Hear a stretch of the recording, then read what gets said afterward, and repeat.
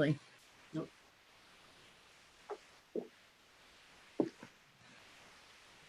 It appears that Jamel already got us streaming on YouTube, so. It's up soon, yes. Here we go. We're on. Is Robin the only one that we're aware of that won't make it this evening? As far as Yes. I know, correct. All right, so Rick just joined. So Jen would be the last one, right? Yes. All right.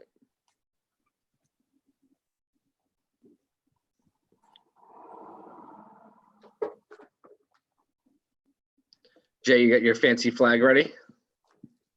I can be at the ready. All right. Nick, before you came on, I told Jay and Jamel that I'm still not in the position to hop up and down with any sort of grace or alacrity. So I will be sitting here for the pledge. So be it. All right.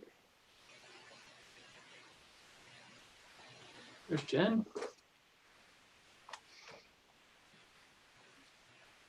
All right. Looks like we have the full attendance of those expected. So what I'll do is I will call this meeting to order.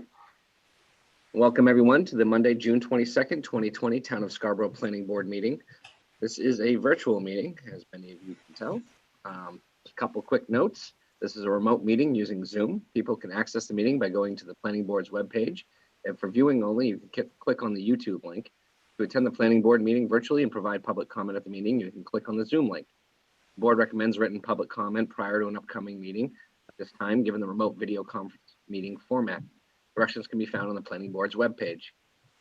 The attendees are muted and they must raise their hand to be called on during the public comment parts of the agenda. Please only raise your hand once when it's time for public comment and not during the applicant's presentation or board deliberation.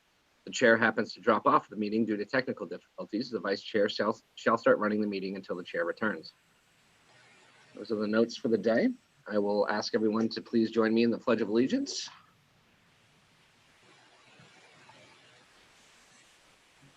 I pledge allegiance to the flag of the United States of America and to the republic for which it stands, one nation, under God, indivisible, with liberty and justice for all.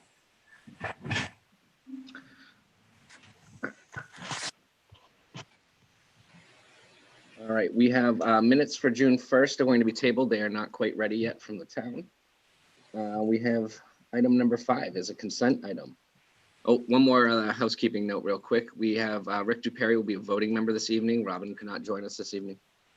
So item number 5, it's a consent item. Ram Management Co. Inc. requests a site plan amendment for 200 US Route 1, Assessor's Map U44, Lot 15. Jamel. Thank you, Mr. Chair. So as you may recall, this project's in the TVC zoning district at the existing Centerville Farm development. The applicant was last before you all at your last meeting in early June.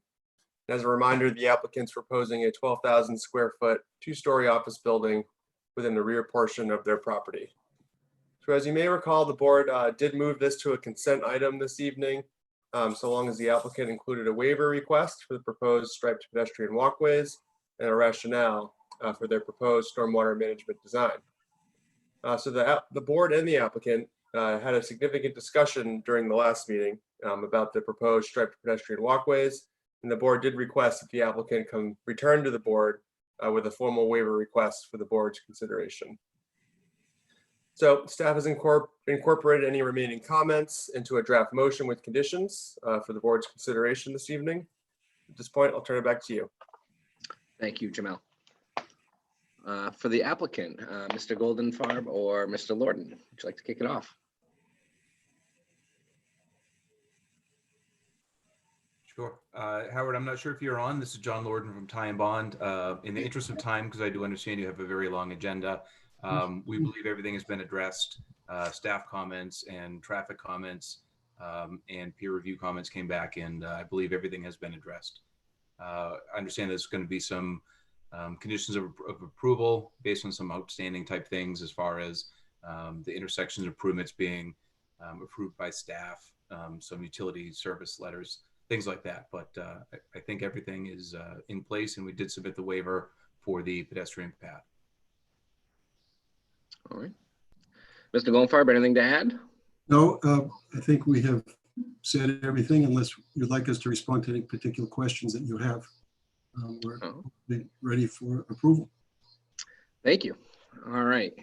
We do have an opportunity for public comment at this time. If there's anyone here in attendance that would like to comment on this item, please find the raise my hand feature on the bottom of your participant panel, and give you a second to find it if there's anyone there that wants to speak.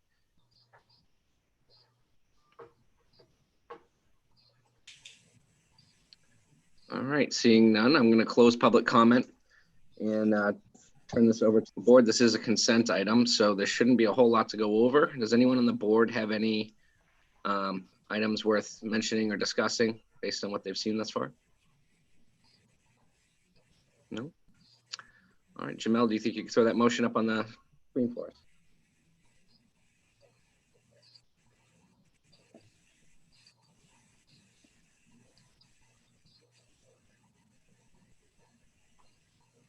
Thanks, Jamel.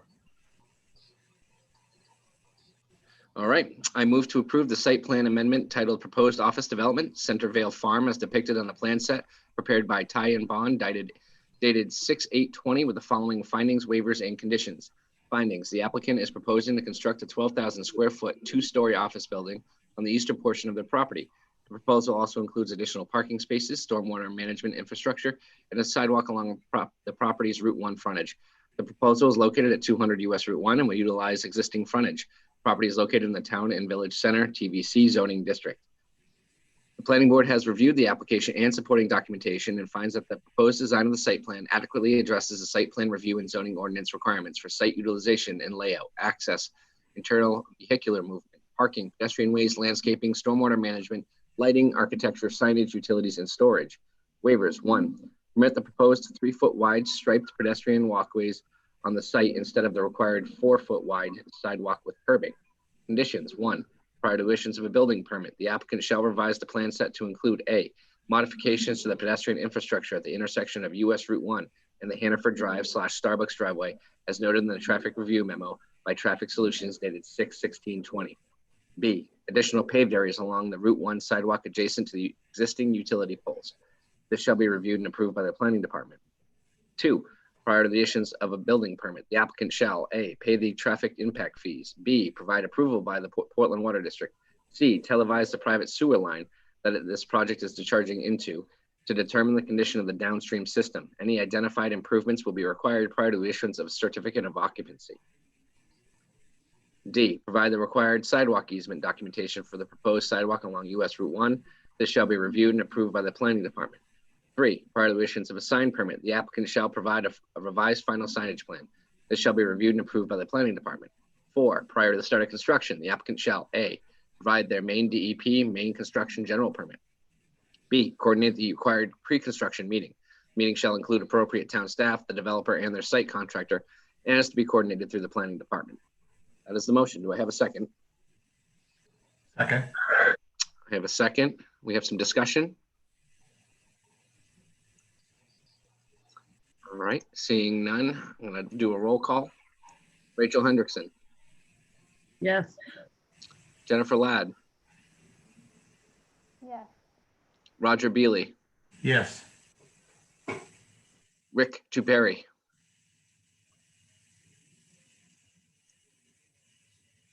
I think he's muted. all right, I'll, Rick, try to find that unmute button. I'll go Nick McGee. Yes. Rick, did you find it? All right, we're gonna put him as abstaining just for the moment. If he can chime in later, we'll fill in the minutes to that. Okay. So congratulations to the applicant. Thank you. I appreciate the effort. May I ask a question unrelated to this? Well, you're all here. Some months ago, I think after having been stopped the second time by a town officer for talking on my cell phone while driving, I asked if they were ever going to put use the cell tower at the police station to allow cell service. I don't know if that's a planning board function or it's a code enforcement, but I just thought while everybody was here, I might ask that question again. I thought that they might be doing that. I think you'd be better off probably just shooting an email off to Jay or Jamel offline, Okay, and I'm sure they'll be able to update you as to maybe some of the planning that's going into that. appreciate that. Thank you very much for your help. Thank you. Good luck. All right. The next item on our, oh, I'm sorry. I just want to make one more announcement. We are working with a split agenda tonight. There will be no new business taken up after 9 p.m. Any of the agenda that we do not get to tonight is going to be moved until next Monday evening, starting at 6:30. Review to finalize the agenda. We're hoping to get through all of it within the 2 meetings, but just wanted to give everyone a heads up. No new business after 9 tonight. There will be another meeting next Monday evening. All right. The next item on tonight's agenda is Main Life Care Retirement Community requests a site plan amendment for 15 Piper Road, Assessors Map R101, lots 2 and 5. Jamel. Thank you, Mr. Chair. So this project is, located at the existing Piper Shores campus. The applicant is proposing to expand the existing parking area on the main campus for 11 additional spaces, and also proposing the addition of 24 spaces at their maintenance facility along Greenwood Avenue. The proposal also includes new landscaping provisions and the relocation of a private wastewater disposal system adjacent to the maintenance facility. So the applicant should be prepared tonight to discuss with the board the use of the proposed parking lot expansions on the site, particularly the use of the spaces adjacent to the maintenance facility. The applicant should also provide the board with an update on the status of their amended main DEP permit, as final approval will be needed from DEP prior to the board taking final action on this project. And staff did receive several letters from the public. These have been provided to the board prior to the meeting this evening. I'll turn it back to you, Mr. Chair. Thank you, Jamel. And for the applicant's team? Jim Seymour here from Sebago Technics, project manager. Hi, Can Jim. I ask you first, Hello. Jim, is there someone for Piper Shores that's trying to get in to this side of the panelists? I want to make sure you got your whole team. Because it feels like did you have someone else from Piper Shores that needs to be? Yeah, they're just going to be watching. They're not going to be participating. Okay, I just want to make sure you have everybody.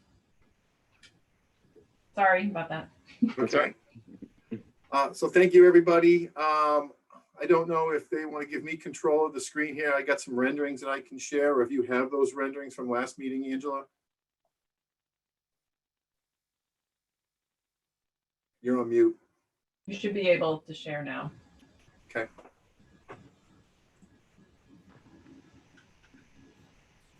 Can everybody see? Not on the screen yet. There we go. There we go. Okay. So this is we have 2 phases of this project, one being up closer near the health center in the wood shop area, which is kind of in the rear western corner of the campus. I believe this came to you a couple years ago with a small extension at that time that was an exemption under the site location. So we proceeded with that, built that. Now we're coming back to looking for 11 more spaces in that area. There'd be 4 here on this end. And this is where it currently terminates. There would be another 7 spaces added there. The other parcel, which I've just added up here, this is considered, I believe this is nicknamed the Homer Cottage, which is off the eastern side of the campus. And this is the maintenance building. Currently, they use this facility for contractor parking, various facilities management, parking trucks. Their vehicles they use to move people around in the city or for medical appointments, etc. This area is currently partially developed. When we looked at that and getting ahead of myself a little bit here, we know there's a lot of abutters that have chimed in with concerns to the stormwater. I'll just say that when we looked at this location here, we started with this as being a lawn area or a grass area, not an impervious area, but it is currently probably 75% impervious right now. There's a septic system underneath that serves the facilities building. That will be relocated out here behind this landscaped island. The parking will be off the extension of, I believe this is called Spurwink Circle or Greenwood Ave, I believe. Sometimes there's a gate down here that's open and closed, which connects into the Higgins Beach side of the parcel. We're proposing 24 spaces in here. This would all be porous pavement, as would be the improvements we're making on the campus itself. It would be an under-drain stormwater treatment system.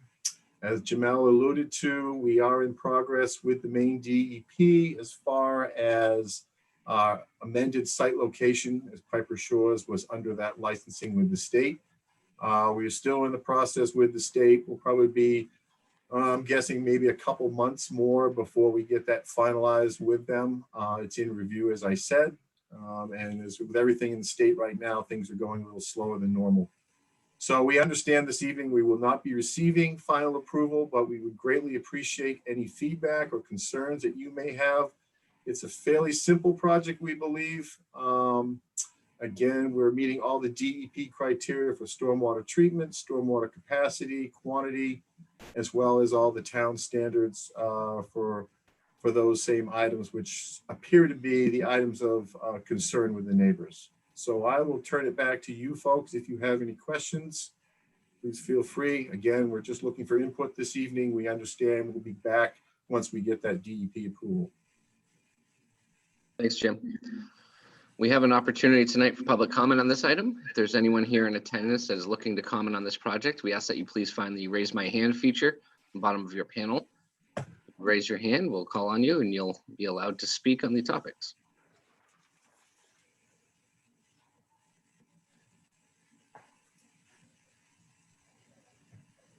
Okay, I'm not seeing any public comment on this, so I will close public comment and turn it over to the board. I would just note for the record that we did receive a couple of abutter letters, homeowners with some concerns. And Jim, if you just believe you already touched on it, but just kind of confirm the stormwater aspect of the pavement, you've already calculated and accounted for the runoffs and things that impact from this site, correct? Correct, yeah, and we looked at the worst case scenario, taking this back to when it was a grass condition, so that the differential would be the worst case scenario. And in those cases, for all the storms, we met or exceeded the necessary containment. Thanks, Jim. Are there any members of the board that have questions on this topic? Just raise your hand, or there you go. Rachel, go ahead. Yeah, I keep looking at this and I think I find 24 spaces, but I'm not sure. And I would really appreciate it if you would show me where cars enter. You know, just using a cursor there, a little bit about the traffic flow, and then show me where the 24 spaces are. Yes, I apologize, Rachel. They're actually double stacked in this area here. So they could stack two vehicles there. Everybody would approach through the facilities, come in this way, be able to turn around and exit the same way. So it would be the same entrance as what is being used right now. These front spaces obviously would be able to come directly off of the street and park here, but primarily we want people to flow in this direction. However, because there's some fluctuation in the size of contractor vehicles, we wanted to leave some flexibility for those to be able to pull in if they have trailers or larger vehicles. So basically the spots on my left are the ones, well, some of them are double stacked and it looks like two aren't. And the buses from Piper Shore, you say, are going to be here as well. And would they be at the contractor area, or are they considered regular, regular car size? They are rather smaller buses, so they would most likely line up on this side of the site. My guess is they would keep those all together. Again, leaving some flexibilities for contractors with trailers to be able to pull into these longer spaces. And the parking space that's to the left, parallel with the tree or the bushes that you have there, there's enough room for that, right? Yeah, that space, just moved it, that one. There's enough space for that person to turn around and back out without a Correct. problem? Yeah, they could back out in this movement and then go forward like this. Okay. I would appreciate hearing a little bit about anything that you might have to say about the concerns of the neighbors as we go through here in terms of the flooding to their areas.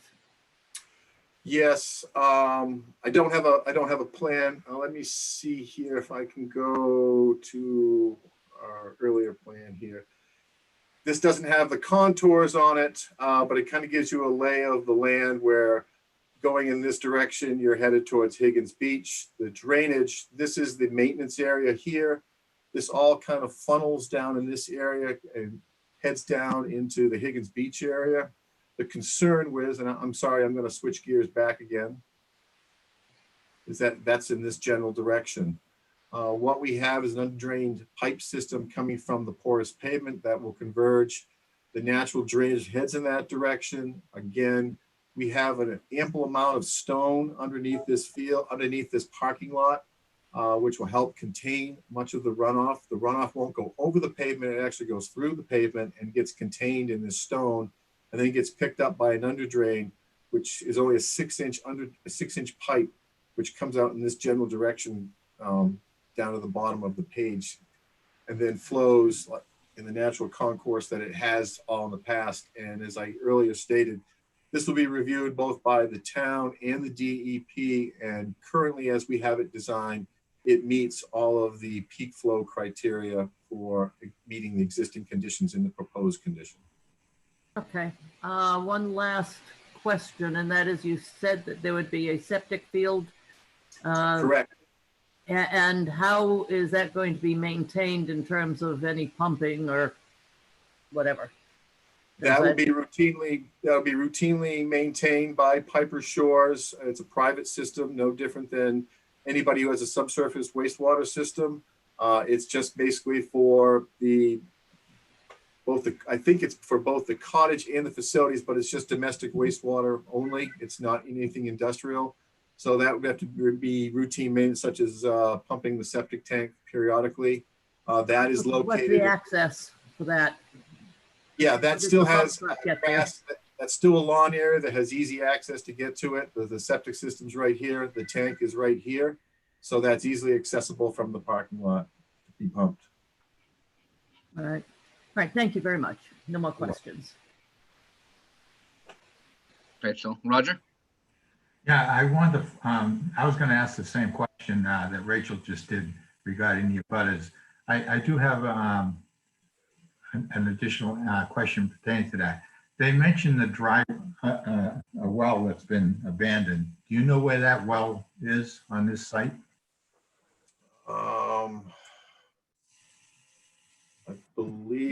I believe it might have been up in this area, but if I will locate that when we come back next time, just to be certain.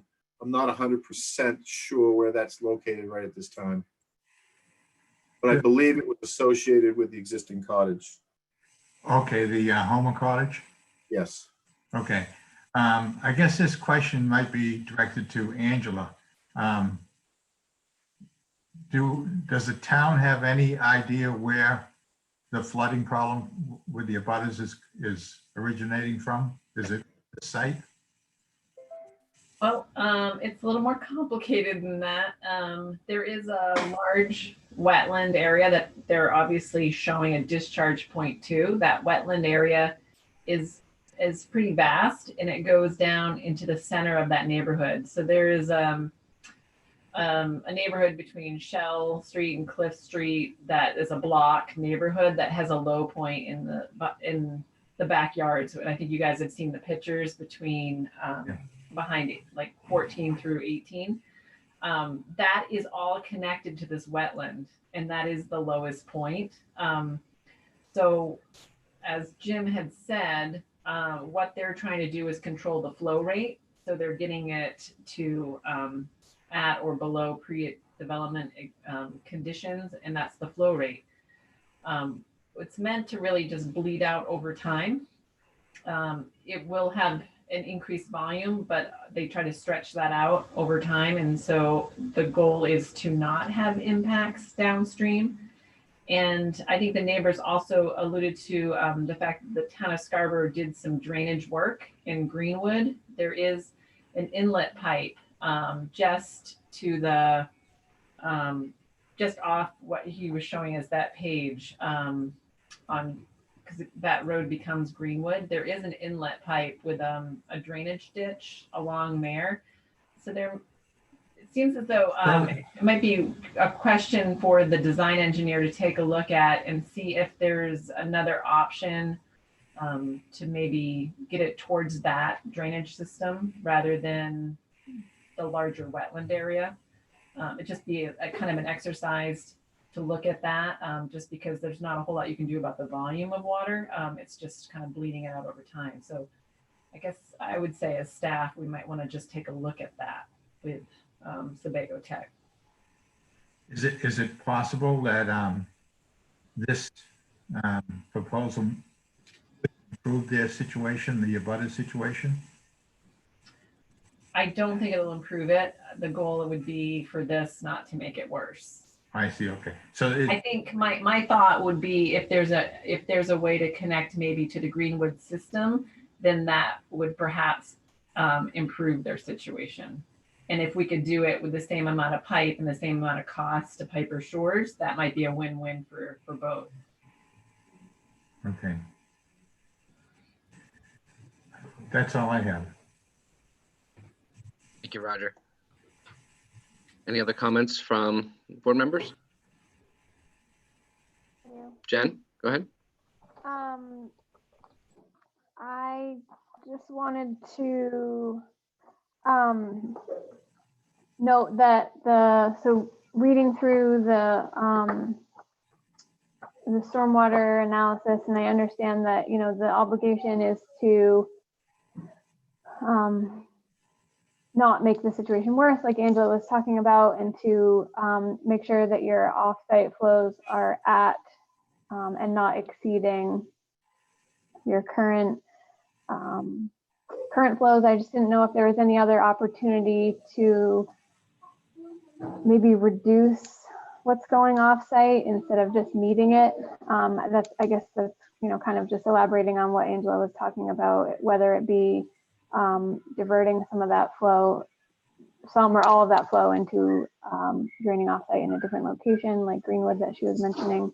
I just think this, where we have so much input from the public on this one and concerns about what's happening off-site, it's, you know, highly likely that that's not all directly related to this property as it stands today, or would be directly related to what they're proposing. But, you know, just if there is any opportunity to kind of lessen the off-site runoff in that direction, I think it would be good to see. And if there's a way to show that on a plan for future submission, that would be helpful to us. So if it is a matter, if you are able to divert, you know, some flow in the manner that you're proposing right now and divert any other flow towards Greenwood, or all the flow to Greenwood, or however that works out, I do think that would be helpful, not only for us to understand, but also for those that have expressed concerns about living downstream of here. Yeah, and just so we're clear, I mean, I brought up the actual design drawing. What happens there now is that spur that goes down Greenwood actually drains through a ditch system now, but we're going to be putting a pipe culvert in, and that's going to continue into the Greenwood system. So it's really just the parking lot improvements that was really going to the southeast area.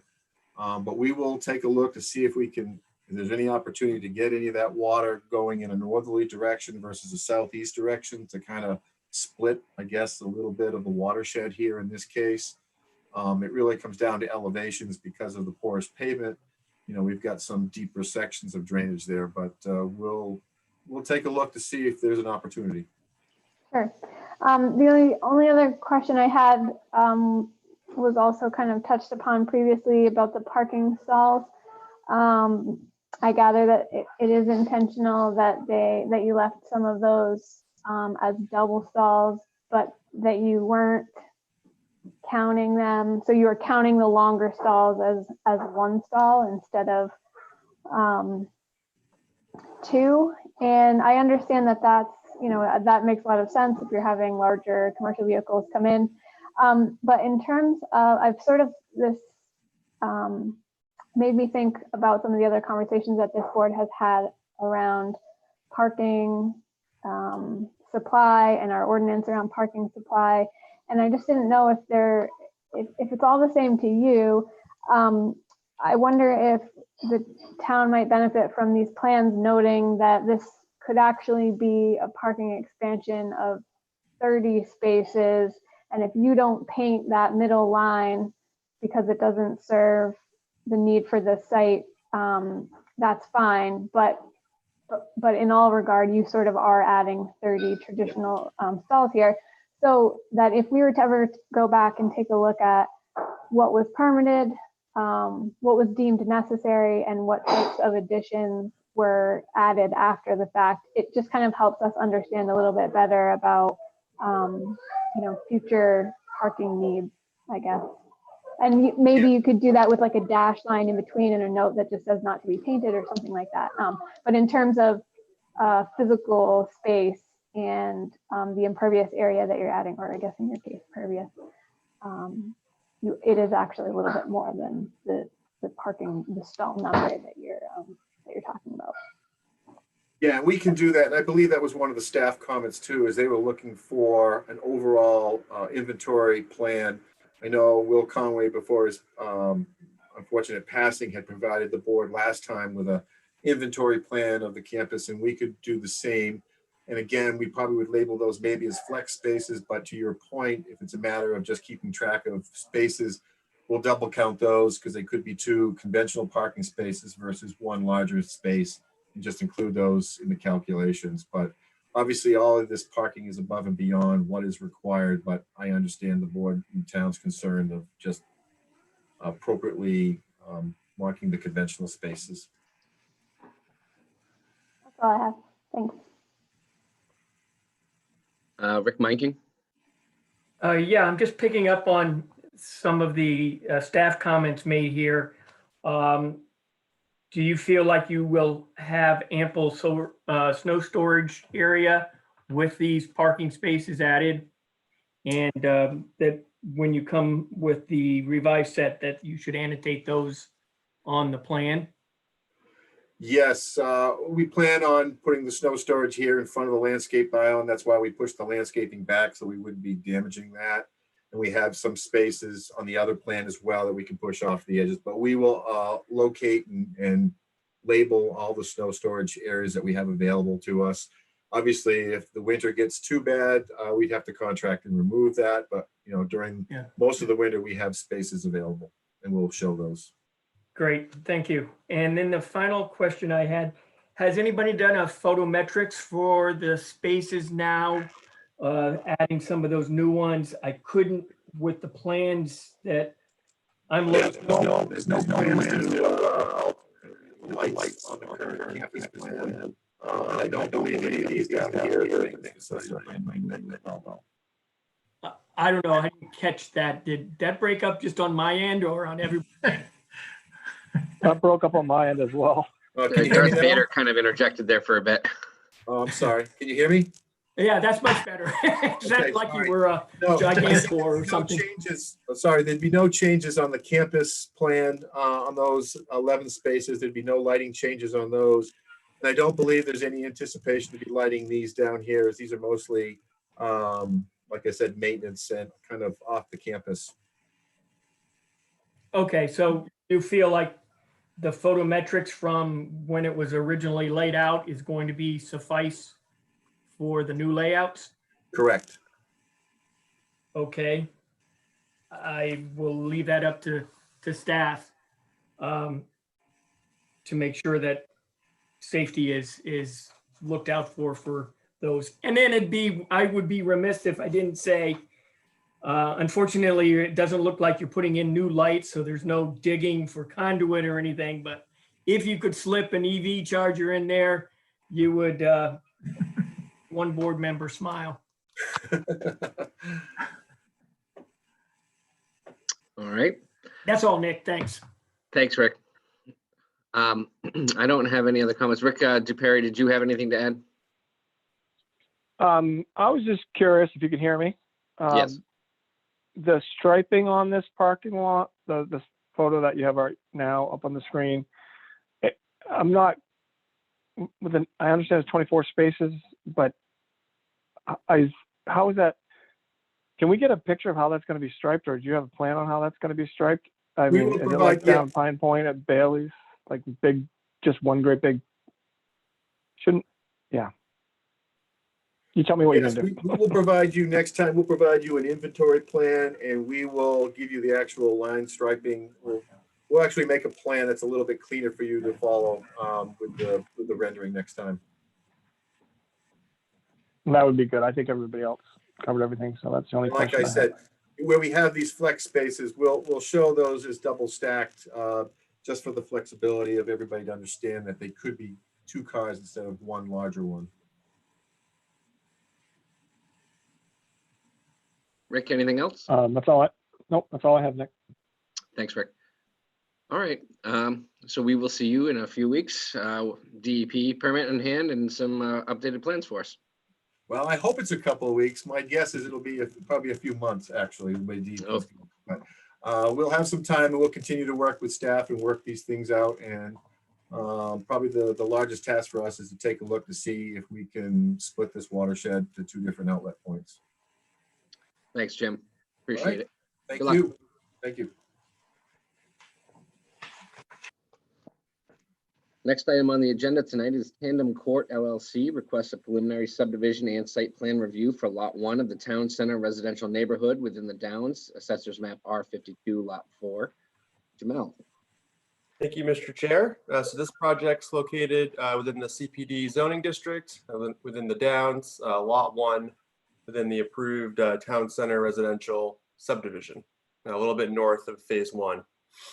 So the applicant's proposing 2 3-story, 12-unit residential condominium buildings, along with 3 parking garages.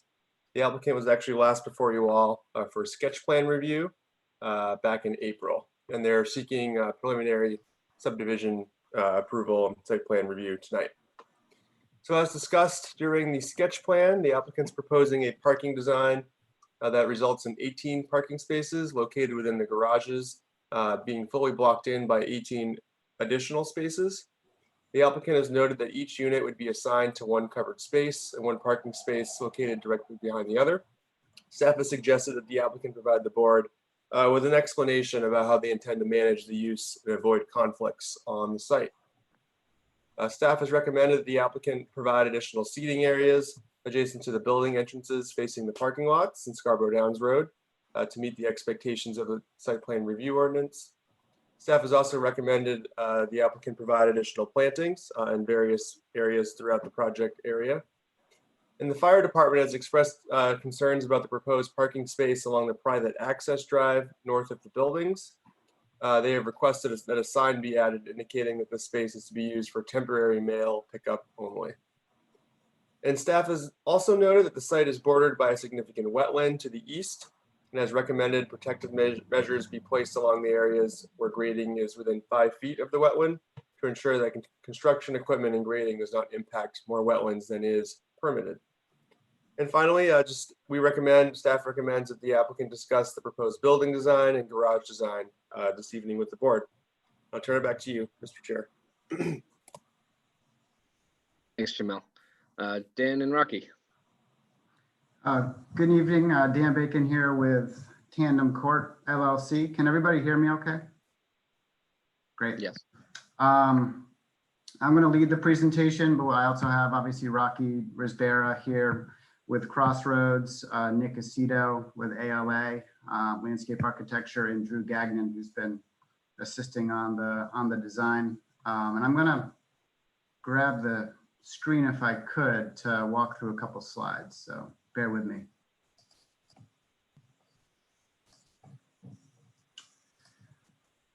Okay. Everybody see that okay?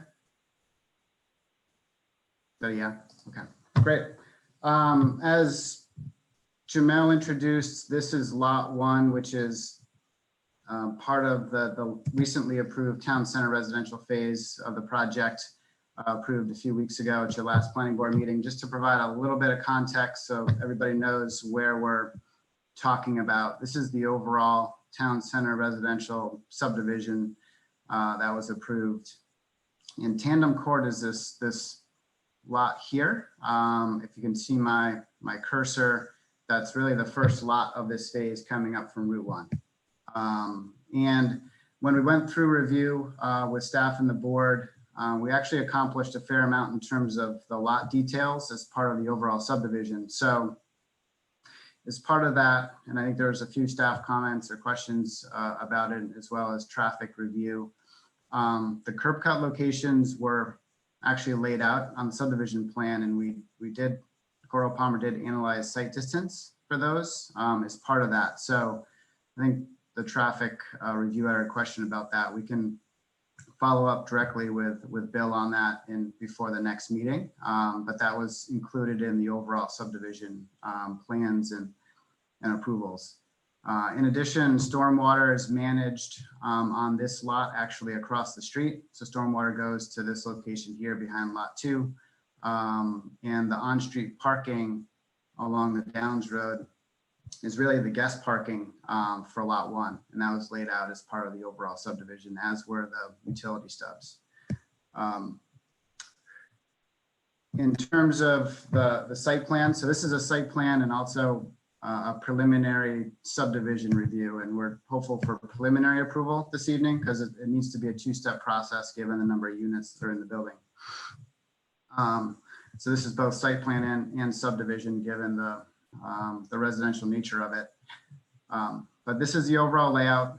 Buildings are close to the street. I reviewed this with the board at sketch plan. I think it's a nicely designed site, more residential scale versus commercial. So we've tried to kind of tighten up the driveways and orient the site in a specific way.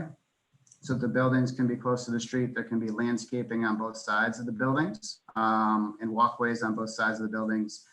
And then every unit would have a covered parking space and an uncovered parking space. And as was introduced, we're designing it in a way that each unit owner has control of and really ownership or deeded rights to a covered space. For example, this one here, as well as the parking space that's just outside of it, parked outside of it.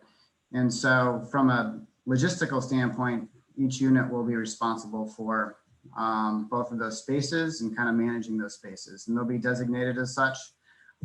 So it's not going to be, kind of willy-nilly. It'll be very straightforward in terms of who parks where and how those unit occupants kind of manage parking.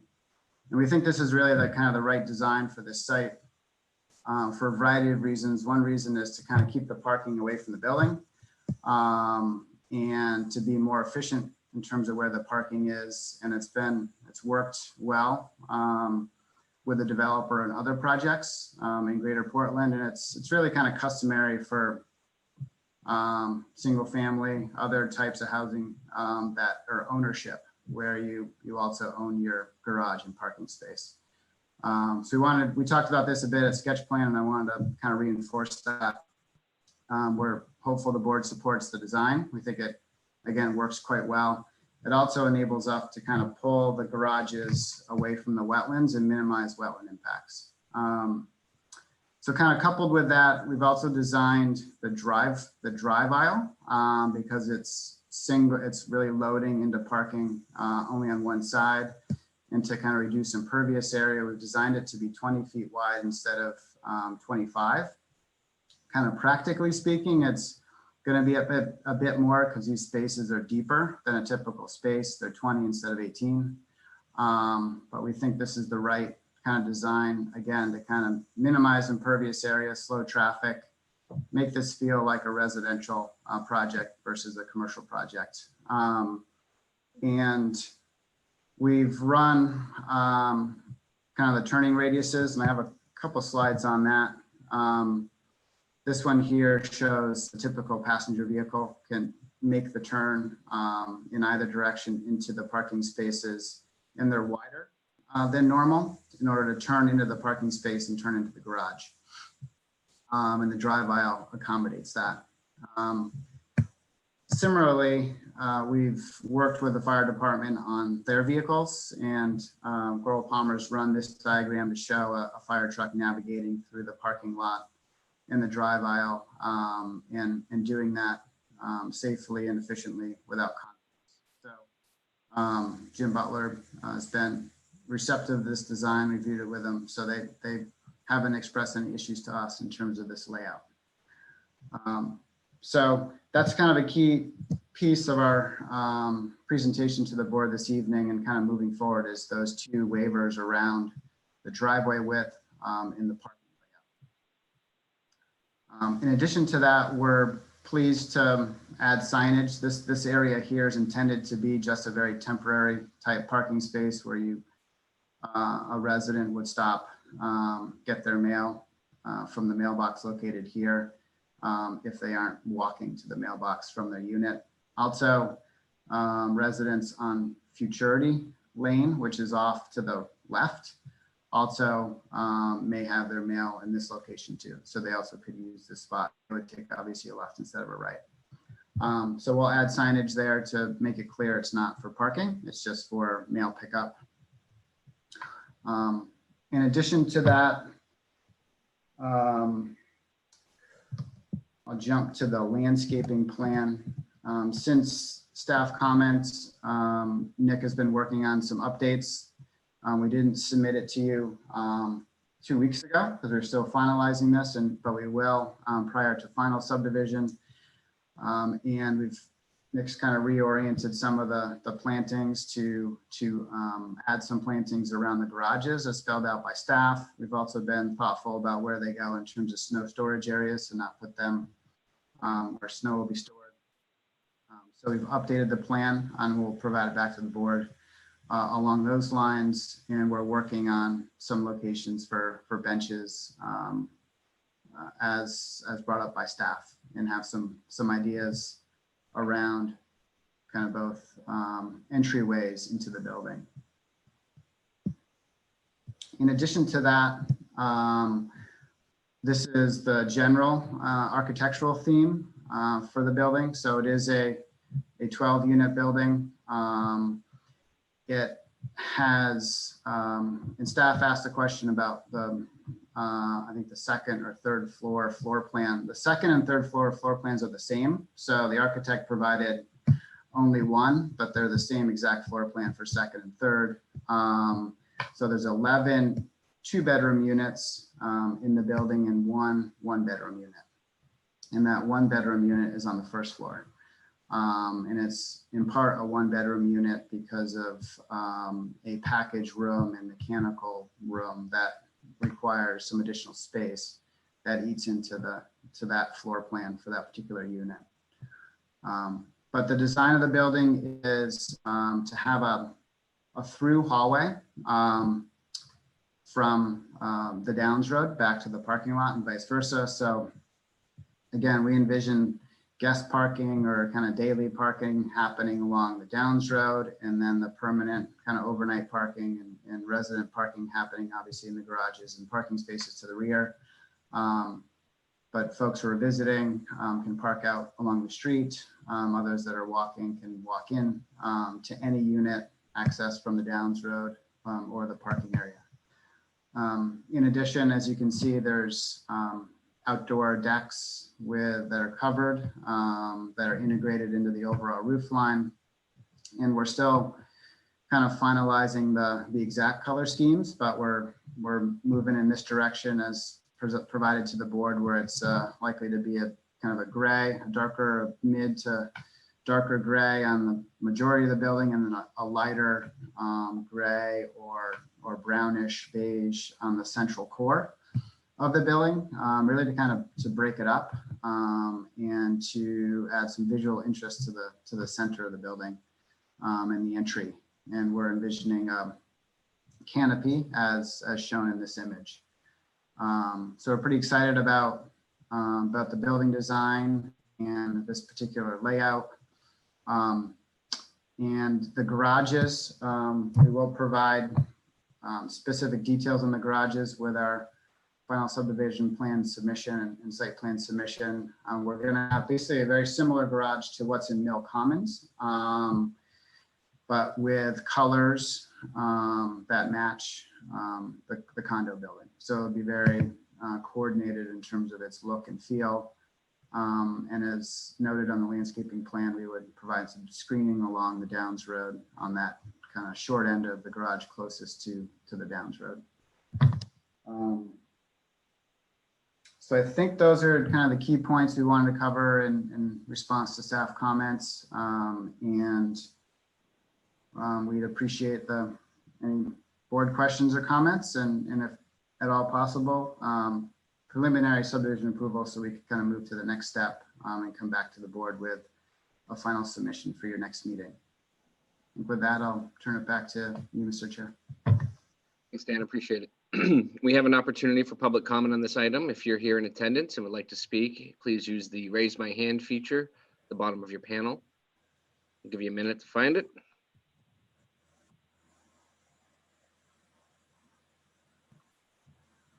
All right, seeing no interest in public comment at this moment, I will turn it over to the board. Hey, Dan, could you quickly go over that one of the staff comments is regarding a delineation between the the wetlands area and the back of the Oh, I'm garage? sorry. Yes, so this probably is the best plan to show the wetlands or to the rear of the site. As you can see here, there's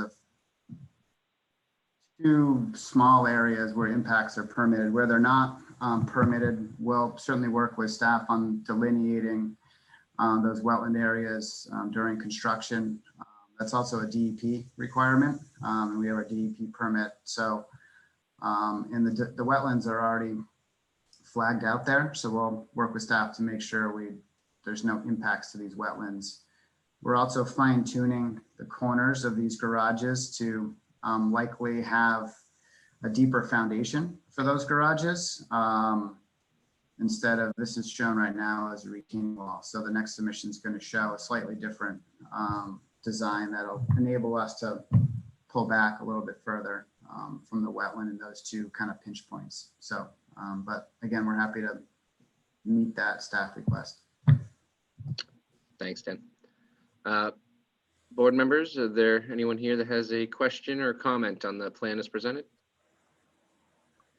Rachel. Yeah, first of all, I'm irritated with Dan because he kept answering questions I had written down.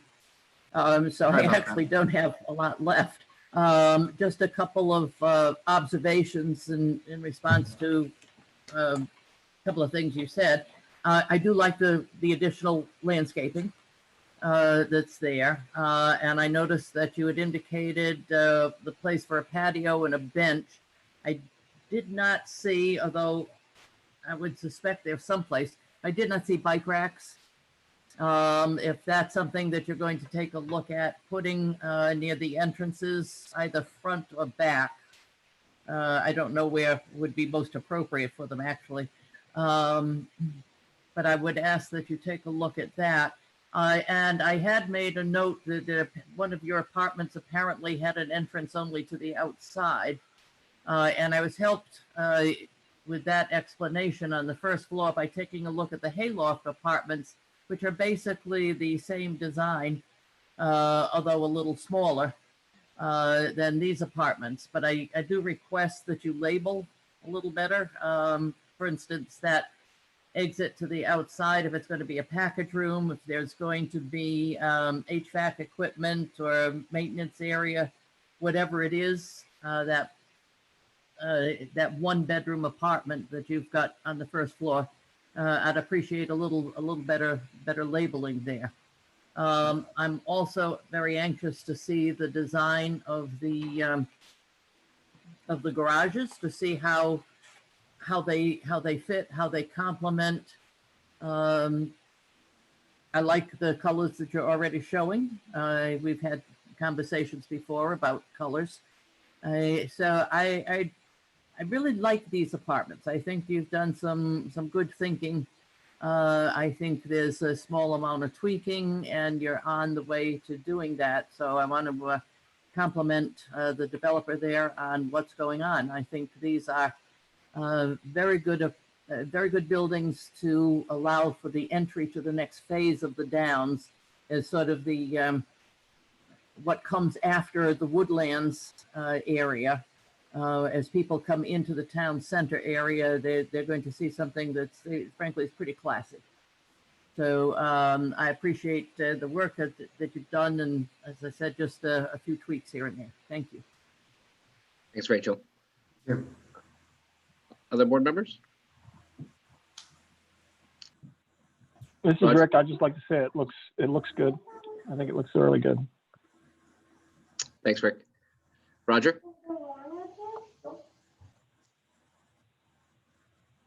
Roger, you're muted.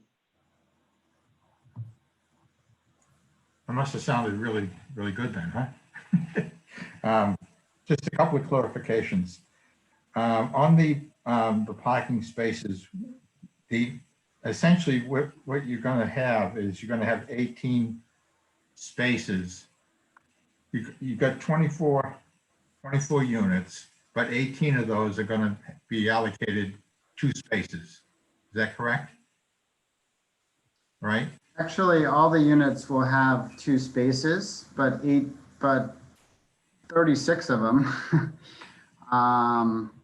The 2 banks there where you have 9 garage spaces and 9 surface parking right outside will be quote unquote like double stacked, where you would, the owner would own both of those, and therefore, like many do, sort of have to plan plan moving a car, or one car gets the garage and one gets the outdoor space. And probably many of these units, they won't have 2 cars, so there could be a car outside and some storage in the garage. So if that answers your question, Roger. Yeah, I don't have a problem with it. I'm just trying to figure, I was just curious as to how it's going to work. Yep.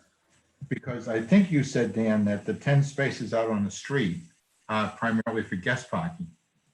Did you say that? They are, and they're excess. So they're above and beyond the town's required parking spaces. Right. So I guess what I was just kind of curious, see, I see 18 spaces, and then there's 6, is that 6 or 8? Yeah, 6 and then 4. So I see 10 extra spaces. I don't see where you're coming up with double. There's 2 handicapped spaces that are in the center of the site. Oh, okay, all right, okay. Yeah. I guess what I was kind of curious about was when you're gonna, somebody's gonna buy a unit, they would have to make a determination whether they need 2 spaces or just 1. Is that all right?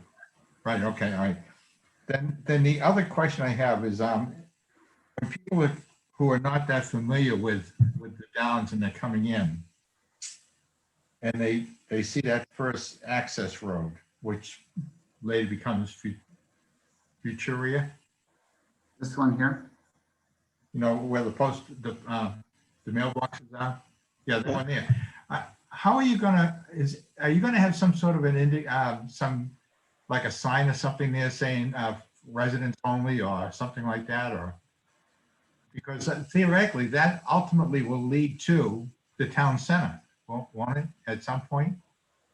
It's, in a very circuitous way it could, but it's really a glorified shared driveway to this development. And right, I understand. So how are you going to put some sort of signage or something at right at Downs Road to indicate that this is primarily a private way or something like that? Or we can. I mean, the street sign is going to be a private street sign instead of a public street sign, so it's different. Okay.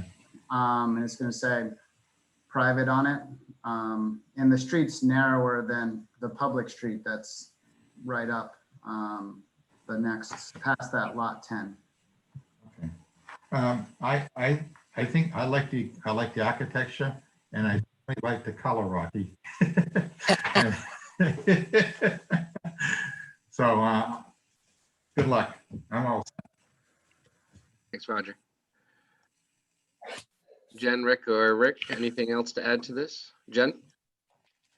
Um, I will second the comment about bike racks. It would be great to see those. Maybe in a couple of different places. And I apologize because I feel like we collectively, and perhaps even me, have asked this question before, but without an elevation, just refresh my memory on the intent for these garage spaces. Are these intended to have overhead doors, or are they going to be open? I'm just trying to picture what it looks like. Yeah, they're going to be enclosed garages, so they would have a garage door. Okay. Okay. They're not a carport, if you're thinking of a carport. Gotcha.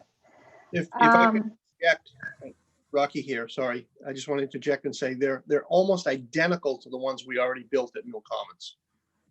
I think these might be one bay, two of these are one bay longer than what's at Mill Commons. Thank you. Great.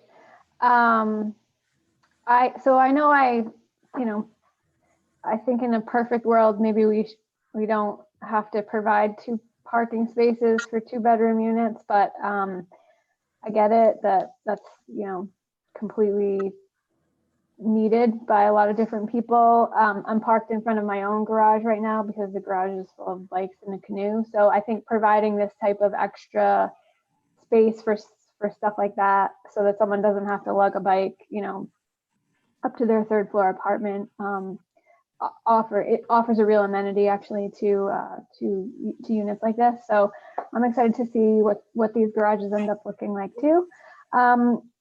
Another question about the on-street spaces. I was just curious if there's a intent to sign those at all. I know we talked about the one space along the driveway to be signed for sort of short-term mail deliveries, but wondering if there's any thought to signing the on-street spaces for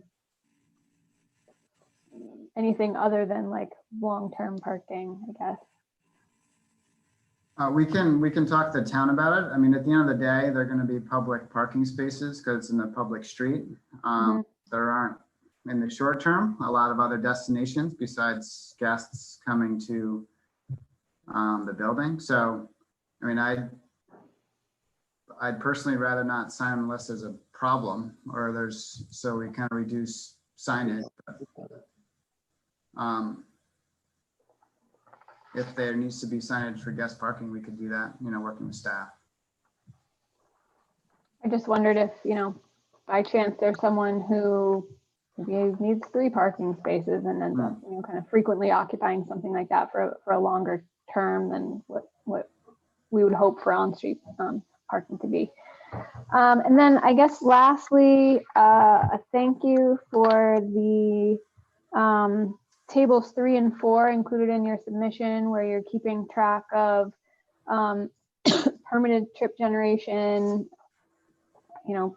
used and built out trip generation and what that leaves remaining. I do think that's helpful, at least from a traffic perspective, to understand the impact that this piece has on the overall development. And then I was just curious about whether or not there's any, I didn't see any mention about anything offsite other than the traffic impact fees, but I just wanted to ask that question.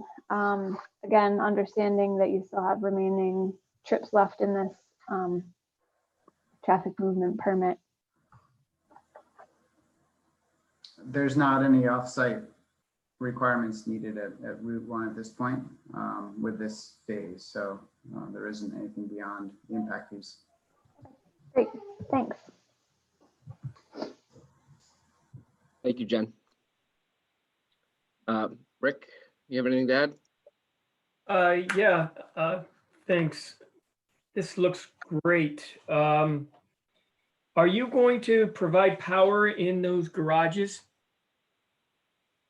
Yes, I believe we are. Yep. So how does that work with, do you meter those to certain apartments, or will they be on a house meter, or what do you do in terms of allocating the power to the user?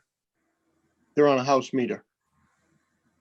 So would that be thing that the condo association would pay? And so Yes. there would be an opportunity then, if you had some pre-wires for EVs, you could do, allocate parking garages for those that needed a charger and have that rope laid out in the condo agreement.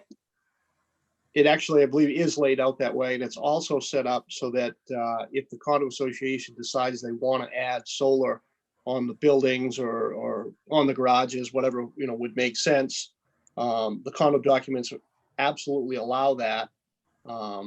There's no obstruction there. Would you have the chases all already there, or would that necessitate then digging again? I believe that we are piped throughout the building, and of course, we'll be running back to the garages to feed out of the main panel in the building. So I believe it can pretty easily be done the way we're actually building them. Yeah, that's super, Rocky. I really appreciate hearing that. Maybe you could put a couple of notes in that effect on the plans, because I think that's a super way to work it, and it will put a big smile on this guy's face. But that's not important. The important thing is to get these things built and filled and have people living in a nice place.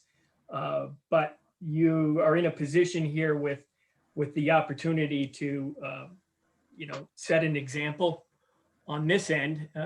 You recently got something on the Innovation District on that end that shows some movement in that sustainability and that kind of micro mini grid sort of concept that eventually, who knows, it may not be in our lifetime, but it could end up that way down the road. There was a staff comment about considering additional light by the mailboxes. I'm wondering if maybe a couple of bullards might accomplish that for you. Mainly it's probably to make sure that, if they have to get out of the car to get their mail, they will see what's on the bottom of their feet. And it looks like from the photometrics, it does get pretty dark right there. It kind of bleeds off and then cuts off. So maybe just take a look at that as staff has suggested, and see if maybe there's an opportunity for that to happen. And then my final comment is on the landscaping plan. I see you've got one transformer on site, and it looks like it's in an open grass area. And I'm wondering if maybe there should be some sort of illustration on plan L1-00 to do some screening of that transformer with some landscape. Yeah, we can take a look at that, Rick. Yep. Excellent. But I really like this. I think it's sharp looking. It's contemporary. It's what, housing is looking like in some of our larger cities in Maine. I congratulate you on putting together a real thought out plan. So that's all I have, Nick. Thank you. Yeah, I agree. I like the architecture behind it. This is out of curiosity, of course. Is that an asphalt or is that a metal roof on top? It's asphalt. That's asphalt. If that's the right You term. use an ice and water shield pretty much all the way up? Because I gotta worry about ice dams in my line of business, and those roof lines can be problematic. Yeah. They certainly are. Yeah. So just Not if it's insulated well. You shouldn't have ice dams. Make sure we air seal it. So anyways, just some food for thought for you guys. But it is a good looking building. I like the design. I don't really have any other questions. You guys did a nice job covering most of staff concerns and the board concerns at this point.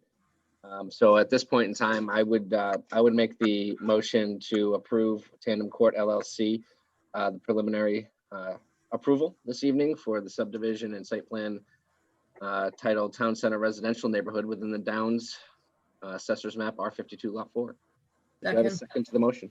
Rachel has seconded it. Is there any discussion? All right, I'm going to roll call. Rachel Hendrickson, Yes. Roger Beely, Yes. Victor Perry, Yes. Jennifer Ladd, Yes. Nick McGee. Yes. All right. Good luck, gentlemen. Thank you. We'll see you again a little later. Thank you. Thank you very much. All right. Our next item this evening is Ballantine Development LLC requests a site plan review for lots 128A and 128B, North Village, Assessors Map R73, Lot 21A. Jamil. Thank you, Mr. Chair. So as you're well aware, this is in the TND zoning district, located just to the north of the Eastern Village subdivision. So the applicant was last before the board in early June, I believe. And as a reminder, the applicant's proposing to construct 5 three-story multifamily residential buildings consisting of 84 apartments served by a public street. The proposal also includes garages, community building, dog park, nature trails, a new public street with sidewalks on both sides and a new sidewalk along the entirety of Ward Street. So during prior reviews, the board expressed that you were comfortable with the overall design of the project, given that it meets the expectations of the site plan review and zoning ordinances, and did request that the applicant revise the plans to address any remaining review comments. The applicant has revised the plans as requested and has addressed the remaining staff and peer review comments related to site design. The remaining staff comments provide an update on the proposed construction sequencing plan for the project, remaining legal elements, and the phasing elements as discussed within the Eastern Village subdivision. So the applicant should discuss any updates to the plans and materials since the board's last review in early June. I'd also like to note that public comment has been received and distributed to the board. I received several letters leading up to this meeting. And as requested by the board, staff was able to send out the draft motion and findings of fact to all interested parties last week. At this point, I'll turn it back to you, Mr. Chair. Thanks, Jamil. And for the applicant, we have Mr. Anderson, which is currently showing as Mr. Bushy, but we got it. And just as I think as Jamel noted, just try to stick to anything that's changed because as you are well aware, we've seen this a few times. So just give us the most recent updates and anything that the board might find of interest as the new plans go. Super. Thank you, Mr. Chair. Yeah, so just 3 things really to talk to the board about because we had a lengthy discussion at the June 1st board meeting about not only some of the plan elements, but also the phasing and kind of punch list to-do items that the town staff had pulled together for completion prior to the commencement of North Village. And I also just wanted to give you an update on some of the communications and outreach that we've been doing both with the Eastern Village residents and with Ballantine Place condos. I can have Steve come up and answer any specific questions the board may have about the amended plans that were sent in. I think they were pretty minor and it was basically incorporating a couple of the final comments that town staff had from the last round of comments.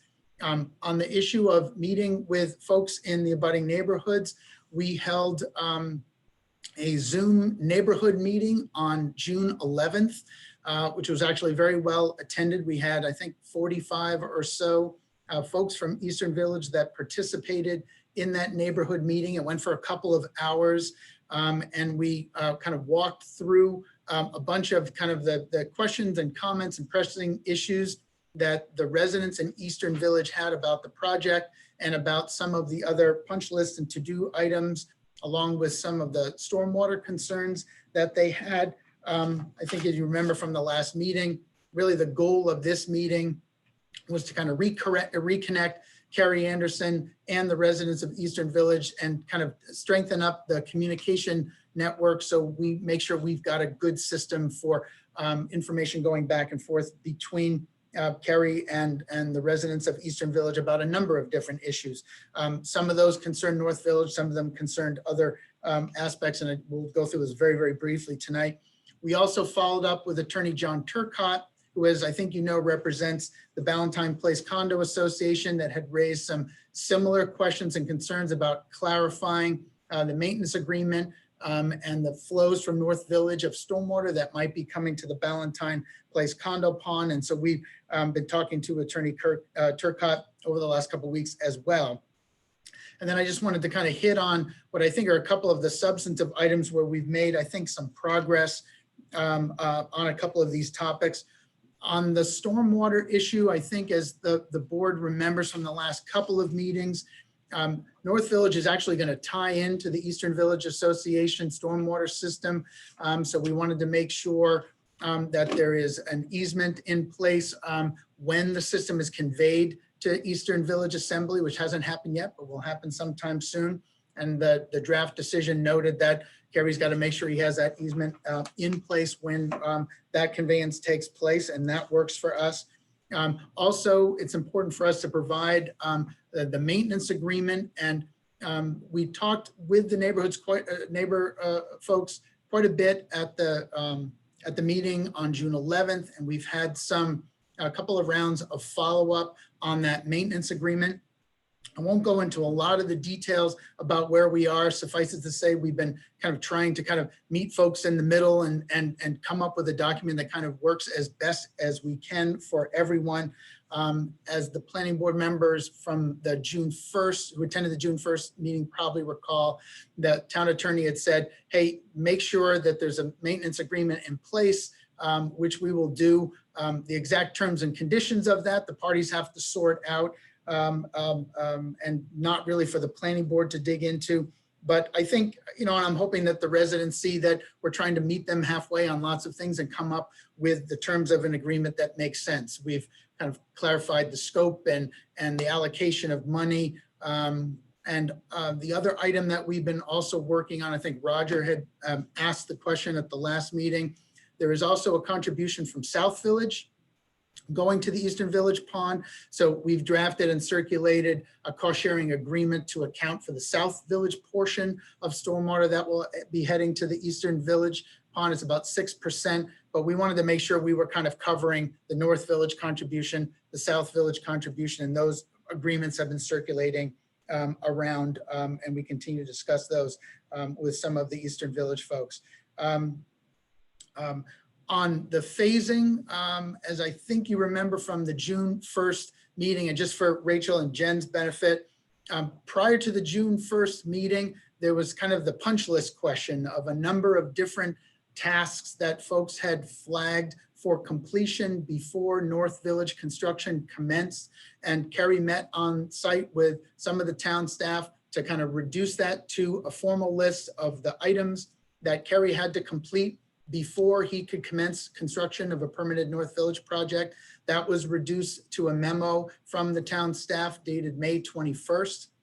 I think we had a discussion about that at the June 1st meeting to confirm that that was kind of the punch list that would be a condition of approval for North Village. And that's something that the board members, I'm sure, have seen in the draft decision document. Kerry has been working on those and will pop up behind me in a couple of seconds. A few of those punch list items have already been completed, and we're good with completing all of the items on that list before construction commences at North Village. The brief discussion on this at the last meeting really flagged two things. One, that was going to be the list of items that would be a condition of approval. And second, I think the board indicated that those items needed to be done before any work was started on the North Village project, which we agreed to, not just pulling a building permit, but any site work. And the plan right now is to finish all the items on that May 21st memo before commencing construction of the North Village project. We appreciate that there are other items that some of the neighbors in Eastern Village have identified that are very, very important to them. We spent some time during the June 11th meeting talking about those kind of other punch list items.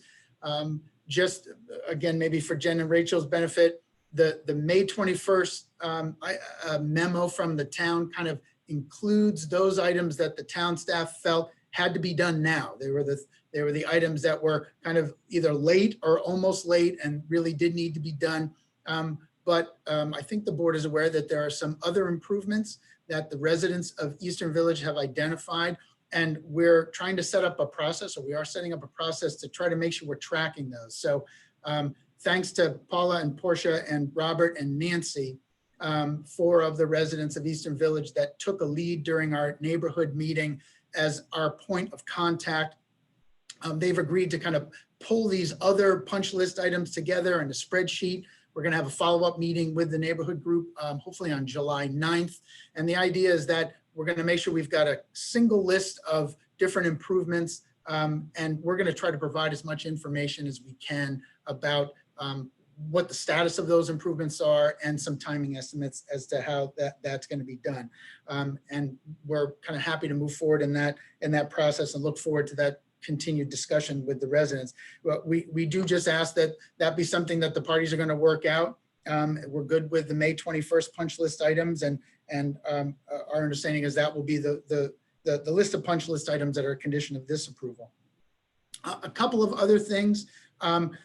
Some of the residents of several of the lots have asked that some of the vegetation be moved back slightly from their fence. We've agreed that Kerry will meet with them as we get kind of to planting time and figure out how to, where to put those so that they're not too close to the fence, but that they also don't encroach on the nature trail. So we are open to kind of talk to those. I think it's lots 131 through 133, and we've indicated that we'll meet with those folks about exactly where those plantings go, so it makes the most sense. And also Kerry met with one other lot owner that had some water building up in his yard to make sure that if that issue isn't addressed after construction of North Village, that Kerry will make sure he addresses that issue with some water that's pooling on that lot. With regard to the Ballantyne Place condo folks, we've reached out to them and provided them with Steve's calculations of stormwater flows to the Ballantyne Place condo pond. The good news for that pond is there's more stormwater coming from the North Village land now than after North Village is constructed. So there'll be a reduction in flows, but we'll also have a kind of a similar cost sharing agreement in place to make sure that North Village is contributing for any stormwater that is heading towards the Ballantyne Place pond. And literally, I think Attorney Turcotte and I nailed down the last couple of edits at 5:10 p.m. tonight on that document. And so I think that one's in pretty good shape. And then also just for Rachel, because she wasn't here the last time, we changed the may to shall on the community center, made it clear that that is going to happen. And what we had talked about last time is Kerry is going to be polling the residents to see exactly how to use the community center and how they would like to see it kind of split up. But we've committed to make sure that the external construction and all the landscaping is done. And we have replaced the word may with shall there. So we're here to answer any questions. Kerry's going to come up. He just has a couple of kind of quick updates. We appreciate the time of staff and board and the board on this. I think that the process that we've kind of reinvigorated with the residents has been a positive one, and I hope people see it as a positive one. We appreciate that things change. We may not be able to satisfy every request, but I think we're making a good faith effort to try to come together and make sure we've improved the communication with these folks. And this evening, we are hopeful that we will have your support for this project, and you will be able to vote to adopt the findings as drafted. And with that, I'm going to turn it over briefly to Kerry, and then the whole team is here to answer any questions that anyone may have and to listen to any further public comment. So thanks, Mr. Chairman.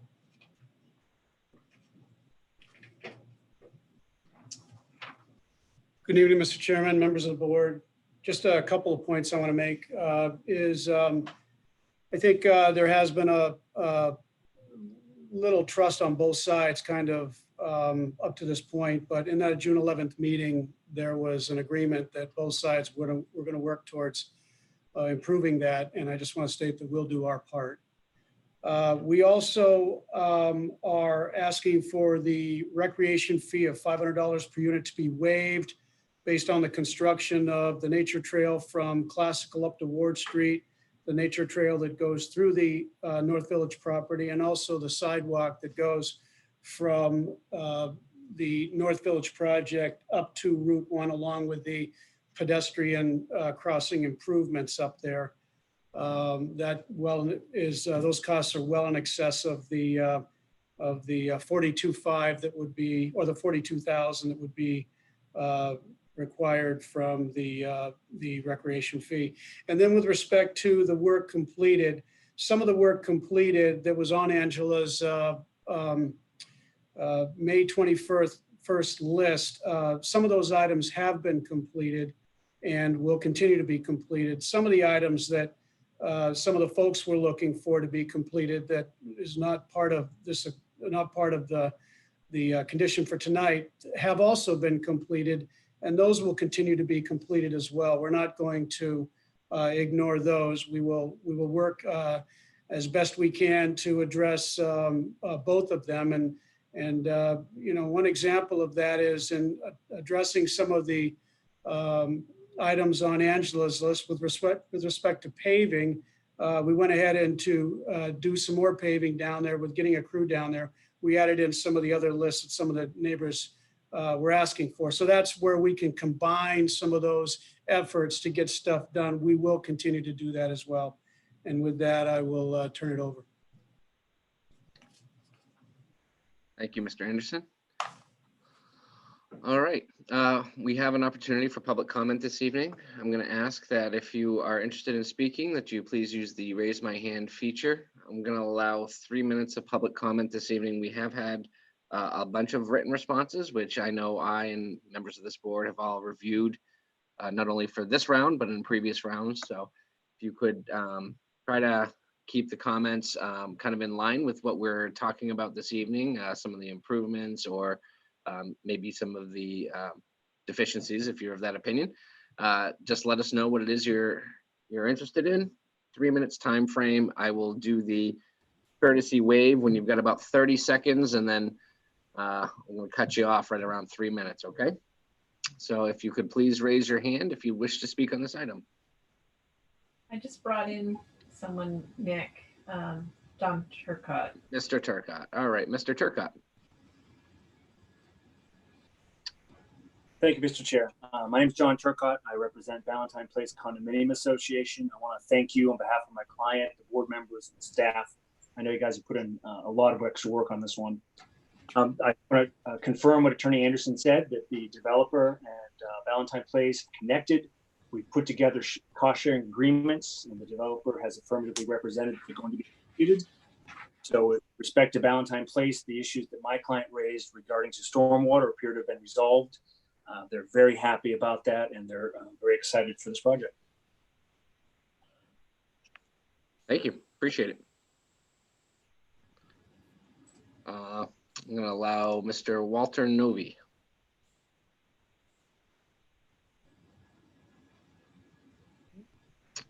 Mr. Novi, you could try again if you accidentally. Oh, there you are. Mr. Novi, you are muted.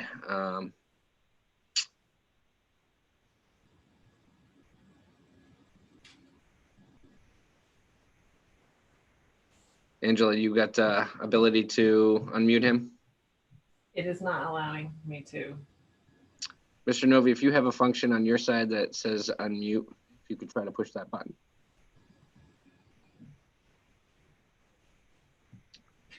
All right.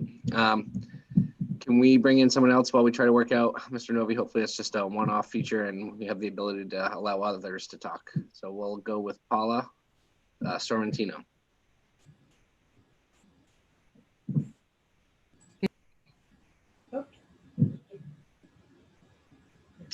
Paula? Hi, Paula, can you hear us? Thought we had her voice.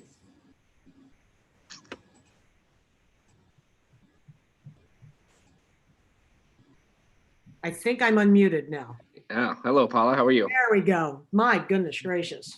And I will try to be brief. I do want to thank Scott for his work with the 4 Caballeros that he's been dealing with representing the Eastern Village homeowners.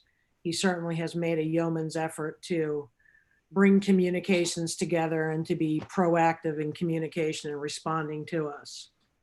I'd also like to thank Angela Blanchette for her stick-to-itiveness, because my God, we have lights on Federal Way and Vista Drive right now, and I could not be more happy to look out my front porch and see lights. And I want to recognize that there have been some things that have started to occur in Eastern Village. The rusty tractor's been moved, which I think it was a delightful scene to be had when that was moved. And certainly appreciate the fact that Kerry is doing things that he's been asked to do that are required to be done and trying to get them done with all dispatch. I'm not going to speak to stormwater or the abutter issues because that's just not my area of expertise, but I am just going to speak to a couple of things. I know the list that town staff had approved or used as this would be the conditions of approval. I'd like to ask for consideration that a few additional items be added to that. And one of those is Anemone Mews. We really need the final paving done. The homeowners that live on this Mews, and I know most of them wrote in either before the last meeting or this meeting, we all quite frankly feel like we're being held hostage for that one lot not being developed. And I think there are many opportunities where that work can be done this year. It was committed to be done this year, and we really think it needs to have some tie into North Village in some way, shape, or form. Because if we wait for that lot to be built on, we might as well just all throw up our hands and give up, because who knows when it will be built on. Maybe it'll be a miracle tomorrow, maybe it won't. But I don't think the neighbors should be held hostage to that. Also, B-Bomb Mews needs to be completed. There is no more construction there. And these are two things that we had talked about with Kerry as being completed for 2020. I'd really like to see those added to the list for consideration. And I think, you know, as we talk about Reflection Square Park and we talk about it as being part of the Phase 5, anything that we can continue to do to make that area more visually appealing, safer for people to work on and be in and play on, all the better. That's all I've got. Thanks. Thank you, Paula. Thank you. Next, we have Richard Hirschman.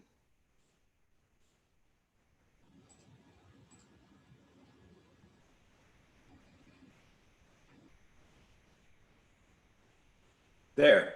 Now can you hear me? We can. Hi. Welcome. My name is Richard Hirschman. I continue to be concerned about the stormwater collection system agreement. Everything that has led up to this has been very, very good and successful, and I appreciate all of the things that are apparently included. However, one glaring omission still exists, and that is at the cost of repeating myself, I apologize, but Kerry has 100% control over Ballantyne Development, and through his family has 100% control over the Eastern Village Association, which is our assembly, which is our homeowners association. Should he decide to, theoretically, he could change this without letting anyone know about it, without letting the planning board know about it, without letting the residents know, the homeowners know about it, without anyone knowing about it. And we have asked for the homeowners have asked for this, and we have been told that that's not going to happen because of cost. Well, there is no cost unless Kerry wants to make a change to the agreement on his own behind closed doors without anyone's knowledge. And so I think that is not a good place for us to be. And I believe, I know the town doesn't want to be a specific party to this, but ultimately, if this doesn't work out, it's going to come back to the town. And I would hope that the town would urge that if any change be made to this stormwater agreement in the future, that the homeowners be made aware that if that change is going to happen. We've been asked to trust in this situation. I think trust is building, but you know, the old saying goes, trust but verify. And I think we need to have verification if a change is going to be made on this. I really appreciate the planning board and the time that you all have spent on this project and working with the homeowners. It's greatly appreciated. Thank you very much. Thank you, Mr. Hirschman. Natalie Burns.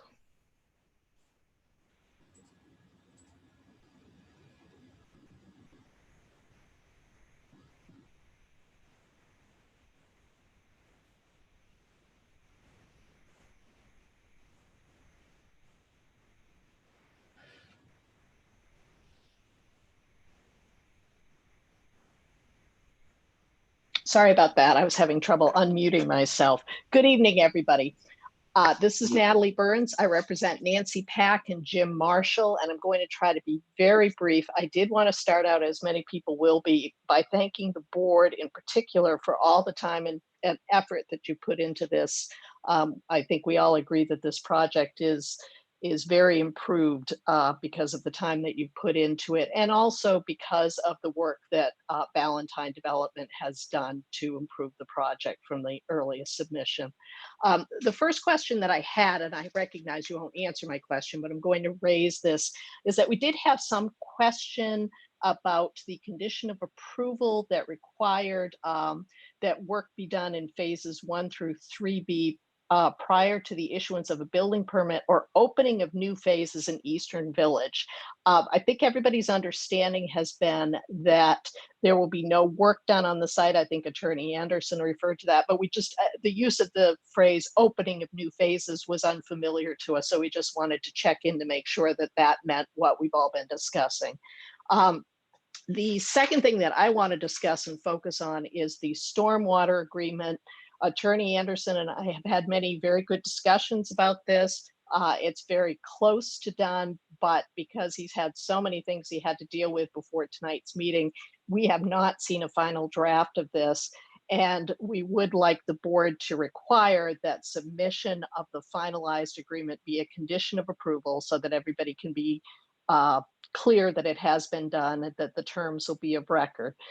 The other thing that we would like to request, and Attorney Anderson has agreed that this would happen, but since we haven't seen it, it hasn't, we'd like to have the board require that the MDEP stormwater permit and manual be attached to that agreement so that the homeowners will understand their obligations when it's turned over to them. And I think that Mr. Hirschman has already talked about the fact that the neighbors would very much like during the declarant control period to at least have notice of changes to the agreement. They would prefer that they be allowed to vote on them, but at a minimum, they would like to be able to have notice of any proposed changes during the declarant control period. After that ends and the homeowners take over control of the association, obviously they will get notice and they do have to vote on it, but we would like to make sure that there's a similar process in effect prior to that. The final thing I was going to talk about, okay, Reflection Park. Thank you to the developer for getting some work done in there. We'd also like to see maybe some grass thrown down this season so it could start to be used. And with that, once again, I thank the board. And that's all I have to say this evening. Thank you. Thank you, Ms. Burns. I saw Walter Novi did jump back in. Mr. Novi, did you want to try to come in for comment again? You can just throw your hand up if you do, or try to unmute yourself this time. See if that works. Okay, can you hear me now? Yes, we can. Oh, Welcome. Good. Very briefly, I also want to echo a number of other people that have thanked the board, and also for your involvement in encouraging the Andersons, Ballantine Development, and the homeowners to at least attempt to work out some kind of an agreement that is more satisfactory. And I appreciate the efforts of Ballantine Development and Kerry in trying to, whether it's out of us, even if I think it doesn't matter why, I think they are eager to start the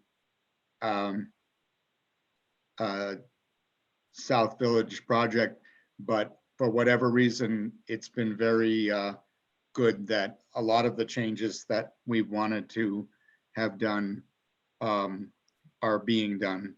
And I would just urge the Andersons and the homeowners to see if we can turn over a new leaf, because it's the more that we can cooperate and trust each other. And I realize that's something that is not easy to that takes time. And there's always a history of good blood and bad blood between people. And the more that people can cooperate and trust each other, I think the better it will be for all concerned. And the board needs to stay involved as we go forward. I think you've been, I appreciate all of the board's efforts and all through this process, which has obviously not been easy for anyone. So thank you to the board. Thank you, Mr. Novi. Is there anyone else? John Hebert, sorry.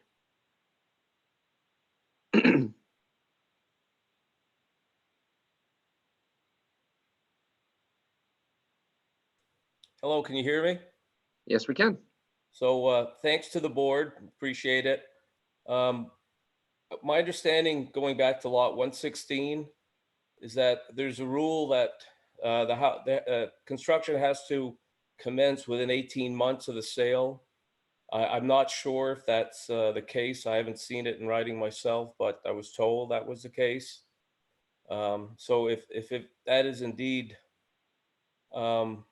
requirement, I'd ask the board to consider that in terms of an enemy. And I'd also like to say, I think the communication meeting that we had with Carrie and Scott was very helpful. I had a lot of misinformation, and I would just encourage, one way or another, for those communications to take place on a periodic basis. I think it helps avoid a lot of miscommunication and a lot of rumors. Thank you. Thank you, Mr. Hebert. Nancy Pack.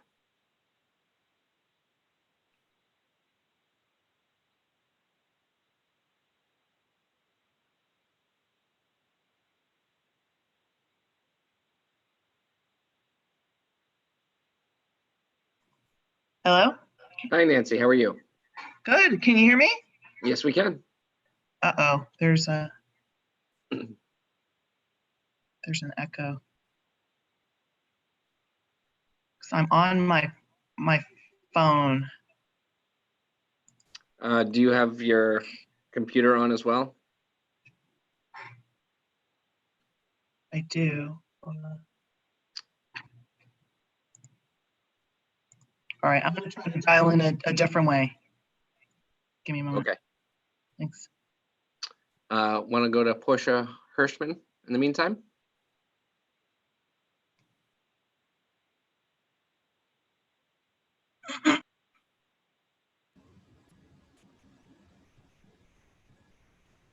Good evening. Hi, Portia. How are you? Hi, very good. Good evening, Mr. Chair, members of the planning board and planning staff. To echo what other people have said, thank you for urging a homeowner and developer meeting. Thanks to Scott, I think the meeting went pretty well. While Carrie was not able to make commitments to us, he was present to listen, and that was a real plus. And I commend the fact that the tractor is gone and the sidewalk between the Inspiration townhouses is done. So we're seeing things happen, and a huge shout out to Angela for finally getting our street lights energized. These are real signs of hope. I guess I would point out two things. One is, it strikes me that the dog park for North Village will be done probably before Reflection Square Park is done for kids. And so I find that as a sad irony, but so be it. The other piece is with the stormwater agreement. As Natalie said, we haven't seen the final draft of the agreement. We haven't seen anything actually, I don't think, since June 1st. So there's not much I can say other than I do believe that as an act of good faith in that agreement for notification of homeowners and the ability to consent to a change would be a very reasonable ask on that agreement. Beyond that, I want to thank the board for your patience with us, for listening, and for your support over this year and a half. And the changes that have happened, I think, have been good ones. So thank you very much. Thank you, Portia. And Nancy. try again.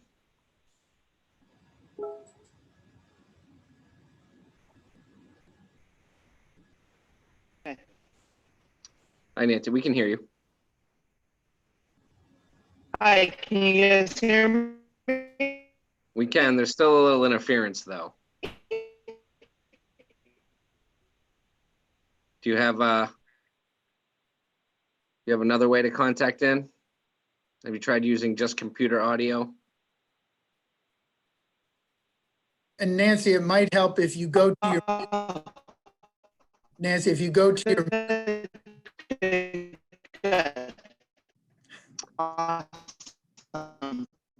Nancy, it sounds like you're using one of those 1980s toys we used to give to kids, the alphabet speller. So I'll be brief as well. I think a lot of folks have mentioned. Hey, Nancy, we're still having trouble hearing you on the audio side. Is there another alternative method you could use to try to contact in? Do you have the number to call in?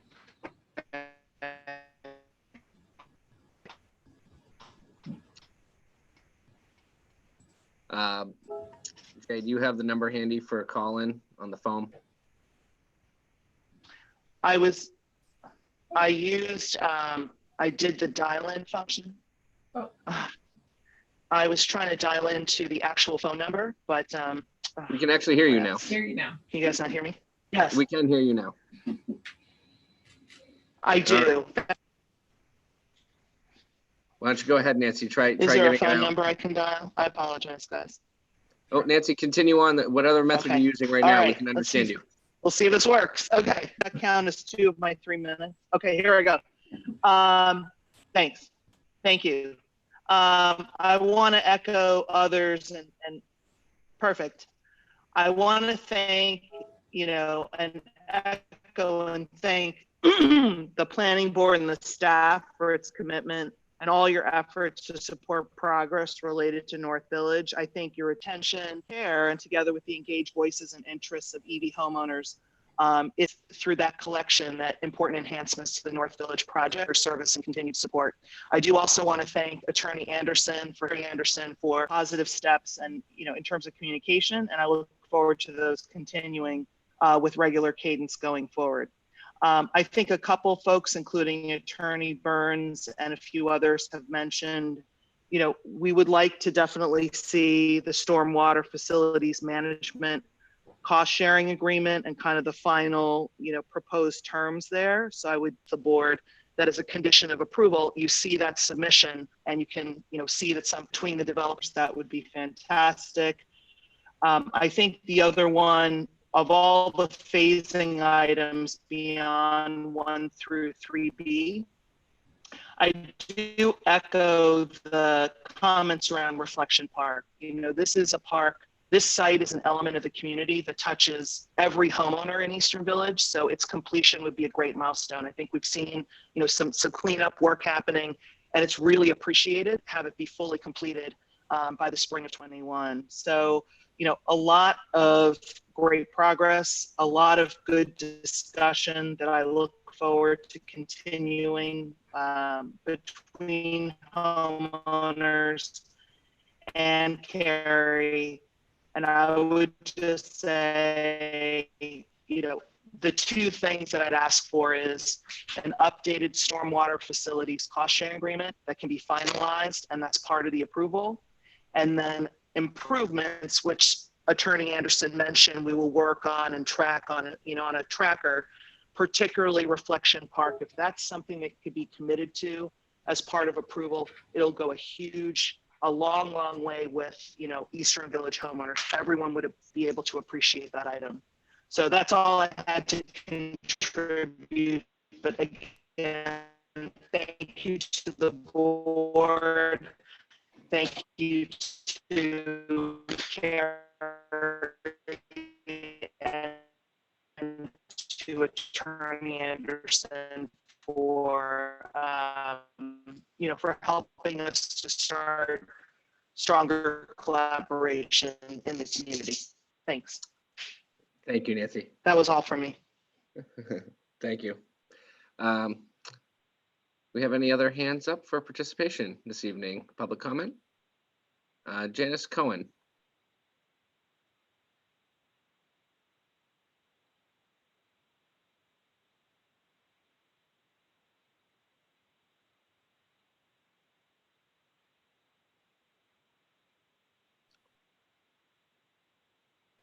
Hello. Hi, Janice. How are you? I'm fine. I guess it's just to quickly repeat, everybody said the appreciation for the planning board and the town staff. And the unfortunate part of this is that it's taken us coming to the planning board and in order to be able to get the kind of communication we need. And that means that we're in the process of building trust with the developer, and his attorney has been very helpful in this process. I hope that trust continues, and but we will see over time. And because of that, we hope that the planning board keeps an eye on this project. We've unfortunately needed your support, and we appreciate the support, and we'll see how this goes forward. There are still some, as you've heard, underlying issues that are remaining that need to be worked out. We are here as residents for the long term. We bought our homes. We plan to stay here, and so we're hoping that this works out. And again, thank you for your support. Thank you, Janice. I have Bob Condon.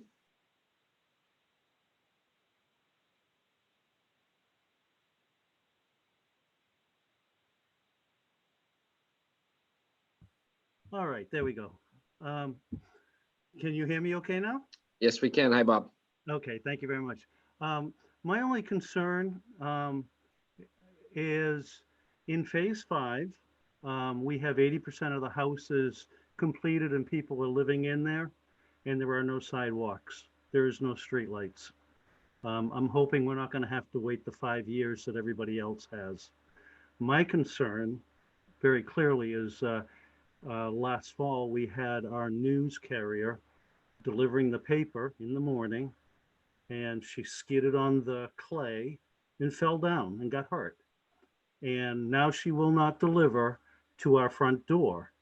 We have her delivering to the back door, and that's okay. But what I'm really concerned about is that we really have a public safety issue here. We have FedEx, my next door neighbor is 73 years of age, and it's all she can do to get down to the mailbox because she has to cross this clay. I would love to see that this condition be resolved. I did tell Kerry and Scott about it. I noticed that Scott wrote it down in our June 11th meeting, and on June 12th, they started to do some prep on the other side of the block. They kind of did a little bit of work, and now it's all gone away again. So I would like a commitment that we take care of that, because someone is going to be badly hurt here, and then we're all going to have a problem because it is on a public way. Someone asked me the question, why does everybody walk in the streets? The reason why we walk in the streets is because we don't have sidewalks. So that's all I have to say. Other than that, the communication, Scott, thank God you're involved. It's been a huge improvement. The neighbors are very excited. We have 57 or 58 people, homeowners that are very excited, and it's been a real turning point in the last month. So yeah, the park would be great to get done. I think if you want community support, that's the number. Get rid of that damn pile, and you'll be all set.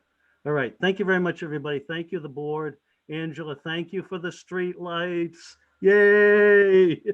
That's it. Good night. Thanks, Bob. Do we have anyone else in the audience that would like to speak?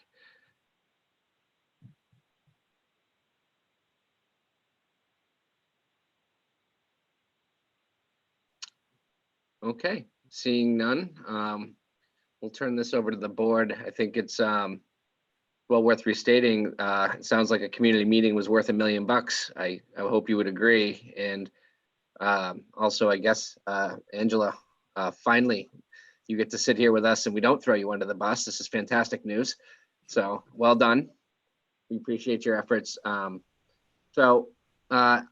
turn it over to the board in general. I'd like to kind of stick to the topics that we really need to resolve. I will be making the motion this evening that has been shared with the community, and whether that is not a foregone conclusion that it passes in its current form. But what I do know is that it is time to make progress on this project. It has been seen, reviewed, and we have thoroughly vetted this, I would say. So I think it's owed to the applicants, the participants here, our board, the staff, everyone in general, that at least we have a knowledge of a way forward. So we owe that. Before we get to any motions, whatever, I'd like to just ask the board if they have any specific questions regarding anything they've heard. I will say, I do want to remind the board that while the stormwater agreement, and I think Jamel did this through the intro, but I do want to remind that the details of any cost sharing agreement, and this is from advice from the town attorney as well, those details really aren't for the board to hammer out or to be a part of in the discussion. What we really need to focus on is whether or not the stormwater agreement in place for the maintenance of any retention pond, stormwater ponds, or stormwater features. So I just want to make sure that the board is aware. We have been advised that we can't get into dollar figures or percentiles. It's not our place, and nor do we want it to be. We hope that with that first step from Mr. Anderson and his team, that hopefully the communication will be the answer to this, and continued communication and goodwill within the neighbors can grow. So with that said, I will ask the board for anyone that wants to ask some clarifying questions on any of these items, or perhaps even follow up on some of the public comment that we've just heard. Rachel. Yeah, I want to compliment the folks from Eastern Village for their sticking to their guns on what was important to them, but also to being willing to move forward with new lines of communication so that those items that they feel are left that need to be discussed, there's a way that they can do that. They have a way forward. I would like to recommend to Scott Anderson that he take his talents up to Bath Iron Works to see if he can solve the strike up there. His negotiating skills and his mediation skills, I simply have a high opinion of. So thank you for the work that you've done. And I want to thank Kerry for his willingness to be flexible, to respond to the issues raised by the board and raised by the people of the village. He has come up with what I think is going to be an excellent development, and something that's very important, going to be very important to the people of Scarborough, for those folks who want to find a good place to live in Scarborough. Kerry is going to be offering that. So I think all of the parties owe themselves a round of applause for the work that they've done. Sometimes it seemed as though we weren't going to get too far, but I think we are at the point where there is a new relationship possible within Eastern Village, and I hope that folks on all parties pursue that, and I appreciate the work they've done. Thank you. Thank you, Rachel. Rick Minking. Yes, I want to echo those comments from Rachel, but I also want to point out that I appreciated the letter that Kerry submitted on June 8th that kind of helped this sort of a newbie on the planning board. This has been a very impressive project on both sides. I'm thoroughly impressed with how neighborhoods develop and the sense of community that are developed from a build out such as this and over phases. This is really critical to working together. And I guess it's very similar to a marriage. If you don't have communications, it's not going to work out. And I think we have seen some start of that communication and advances in this relationship, which is a win for everybody. There was one question, Mr. Chair, that I was looking over this findings of fact, and Carrie did mention a waiving of the fee on the recreation contributions. And I really don't understand why he wants that waiver, and maybe he or Scott could do that. But I also thought of all the comments about Reflection Park and how the neighborhood would like to have some progress on that. So I'm wondering if there's some sort of compromise on that, but I need to understand why the waiving of the recreation fee is being asked, and see how I feel about that. So I'm sorry, maybe it's Carrie or somebody, but can you just help me understand why you want to waive those fees? If I can quickly just ask staff to weigh in on whether or not ordinance-wise that flexibility remains for this board. Sure, I'm happy to speak to that. Yes, that is something that's within the board's authority, and you've done in past projects. And actually, I offer that Eastern Village in the first phase, if you will, not including North Village, I believe had its recreation fees waived due to, at the time, the board found, I think, the contributions of the Eastern Trail development and some other trails in the system throughout the subdivision sort of satisfied, were sort of above and beyond what might typically be expected, and satisfied what would be sought.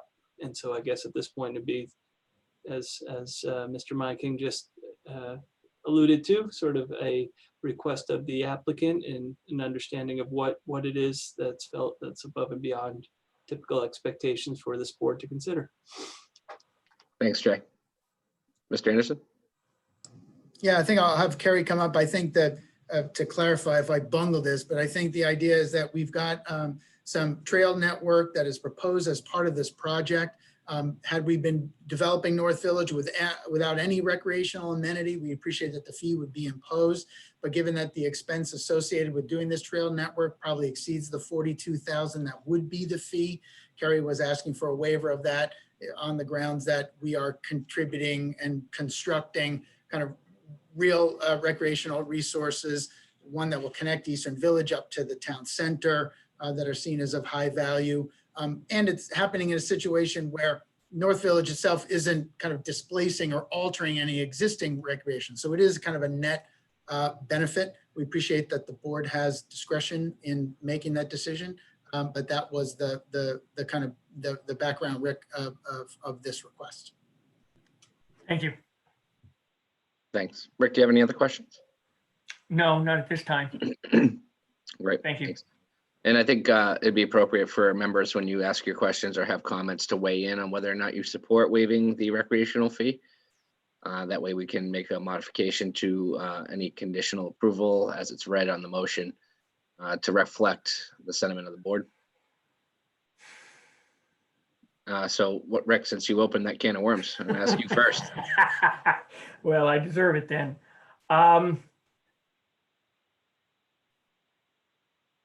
I wouldn't have a problem waiving it if, and I understand about the trail and I think it's great, and that's been part of the plan all along. But also hearing a lot of comments on Reflection Park. Is there any sort of compromise we could get from that? I would entertain that before I,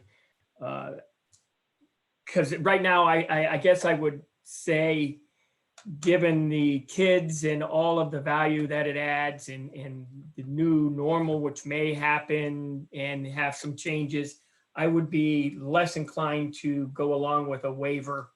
But if a compromise could be made, then I could support some sort of waiver. I guess I know that's vague, but that's where I stand now. And maybe this will help. Mr. Anderson, could you tell us what you believe the general holdup on finishing out the park would be, or why there's maybe the time frame is extended, or there might be a delay versus what expectation may be out there? Yeah, and I'll have Carrie come up and clarify, but I think the point of the exercise before the June 1st meeting was to go out with town staff and identify those items that were kind of late for whatever reason. This is something that comes later on in some of the later phases. And so I think from the work that the town staff and Carrie did in trying to identify those things that need to happen, the park is on the list. The pile that is there has got some material that's going to be used for the Bessie Pond that is on the town's May 21st list, so there'll be some change.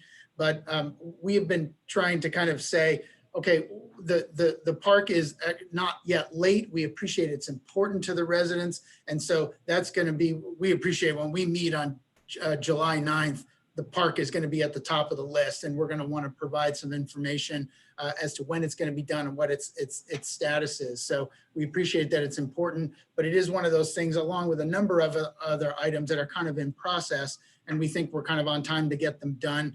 And so that's why that's been in a different category, Rick. And the issue with the waiver and the trail, I think, is more kind of classic nuts and bolts, planning board question as to whether or not the recreational amenities at North Village, the site that you're permitting, are sufficient that you would waive the fee, or whether you think that the fee is still important. And some of these other issues that are actually not on site for North Village, we're going to be working very hard with the neighbors to get those done as quickly as possible and to improve the communication on that. But it's a little bit of apples and oranges, we think. I hope that's helpful. Thank you. Rachel. Yeah, I wasn't thinking about that when I did my little speech there. I'm not in favor of waiving. I appreciate the efforts that Carrie has made, but I'm not in favor. Thank you. Roger.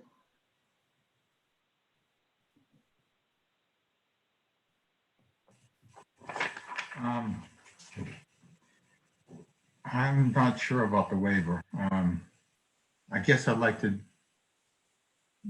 hear more from staff as to what they think about that, if they have any opinion on that. The other thing I'm kind of curious about, and maybe Carrie could answer this as well as staff. Will he be before the planning board again in the near future for other development on this whole site? And the reason I ask that is I'm very pleased with the communications that's going on right now between Carrie and the homeowners.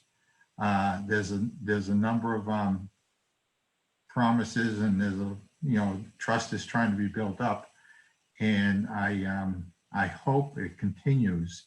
But I'm just wondering if he's going to be before our board again in the near future with some more development, where we can see how he's progressed with his timelines on everything.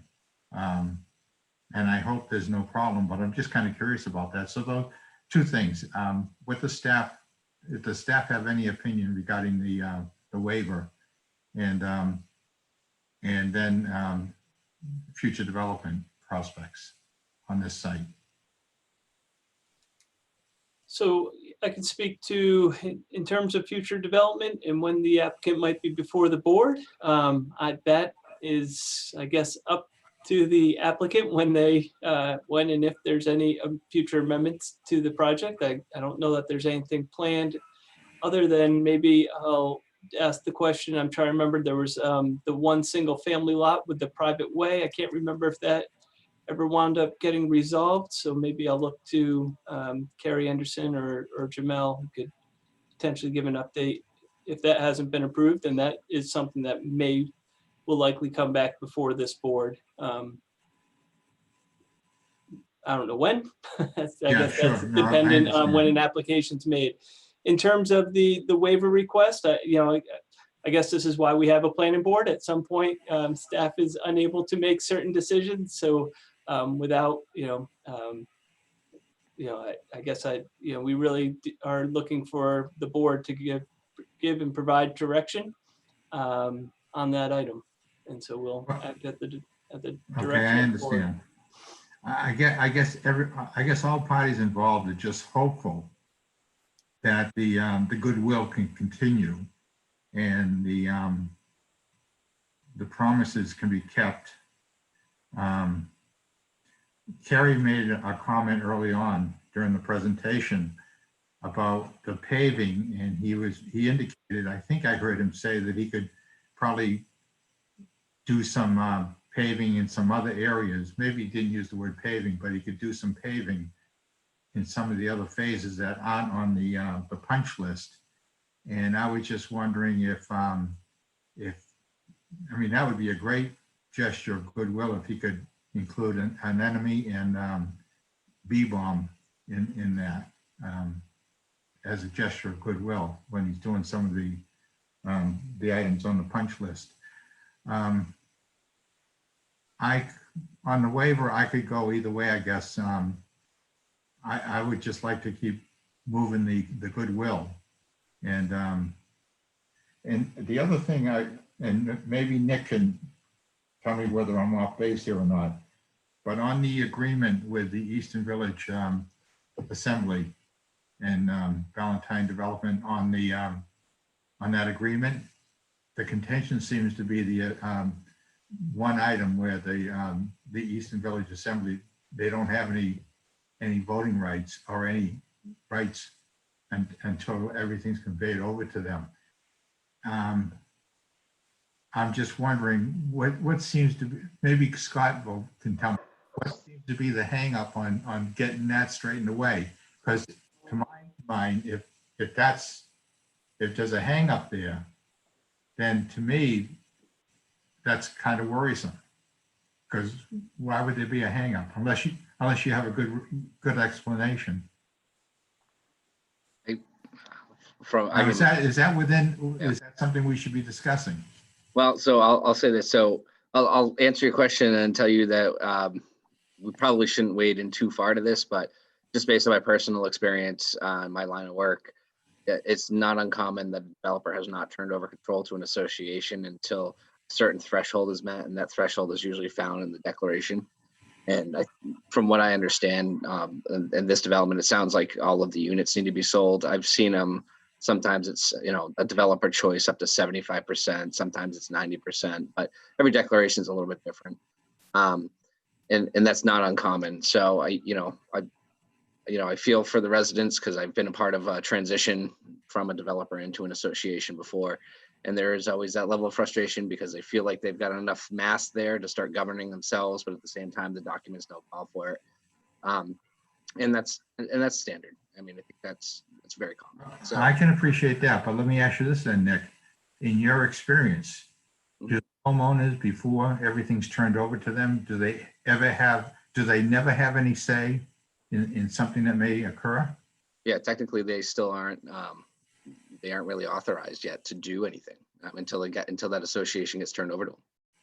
So it's about control, and like I said, it's incredibly common. It's not uncommon. You're going to find this anywhere. It's based on the declaration that's been filed, and every development's a little bit different, and every developer is a little bit different on how they handle that. Okay. Rachel? Yeah, I just want to confirm what you're saying, Nick, because I was in a homeowners association down in Virginia. We were one of the earlier houses in there, and the full development was 1,200 units. So it was going to take a really long time. And yes, at some point we felt that we were all ready to take over, but that's just not the way it works. I mean, it's routine to do exactly what's going on now. It really is up to the developer. And Scott, you can feel free to chime in and correct me if I misstated anything, but that's just based on my professional experience. That's what I've seen. So. No, I think you're right, Mr. Chairman. And I think, this goes kind of into the bucket of trust items that we're really trying to work hard with the folks on, Roger. And, if you look at last year and the cost for EV Pond, the cost sharing we've done will save each lot owner about $1.70 a year. So the amount of money that we're talking about in this cost share is very, very low. We're going to execute this agreement, and it's going to stay the way it is until the system is conveyed. And then, as the chairman has noted, Roger, at that point in time, the lot owners become like they're the ones running the whole show. But this is a pretty straightforward, simple thing. There's not a lot of money at stake. I know in theory there could be all these crazy changes, but it's just not going to happen. Kerry's probably spent more time on me and Tom Hansen at Bernstein drafting this than he's going to contribute over 10 years. So we're good for this, and we're going to stick to it. Thanks. Roger, you want to continue on? Yeah. Maybe I can ask Scott this question on the that lot. Is it 116? You know, where it was sold, and it was sold a while ago. What happens with that? I mean, they're supposed to be developed. I think, is it 116? Lot 116? Yeah, lot 116. That's correct. Yeah, yeah. What I mean, that seems to be holding up everything in that one, you know, small neighborhood there. So what happens? I mean, what if that never gets developed?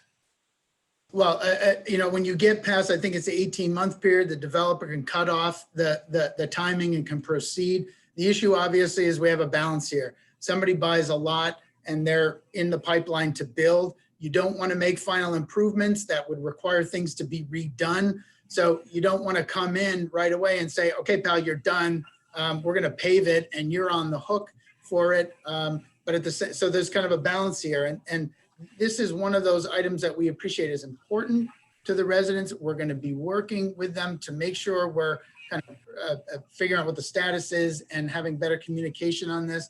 But I think one of the things that's important here is that at a certain point, the planning board has to let the kids go. And because there's a lot of things that we need to deal with, I think we have a better relationship now. And it would be very, very difficult for the planning board to police each and every one of these.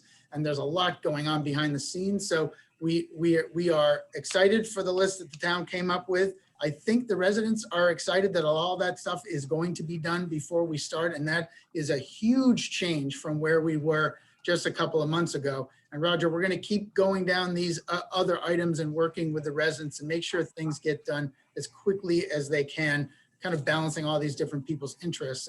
But I think that will work better, you know, when the Kerry and the residents are allowed to kind of keep working on that list, you know, going forward.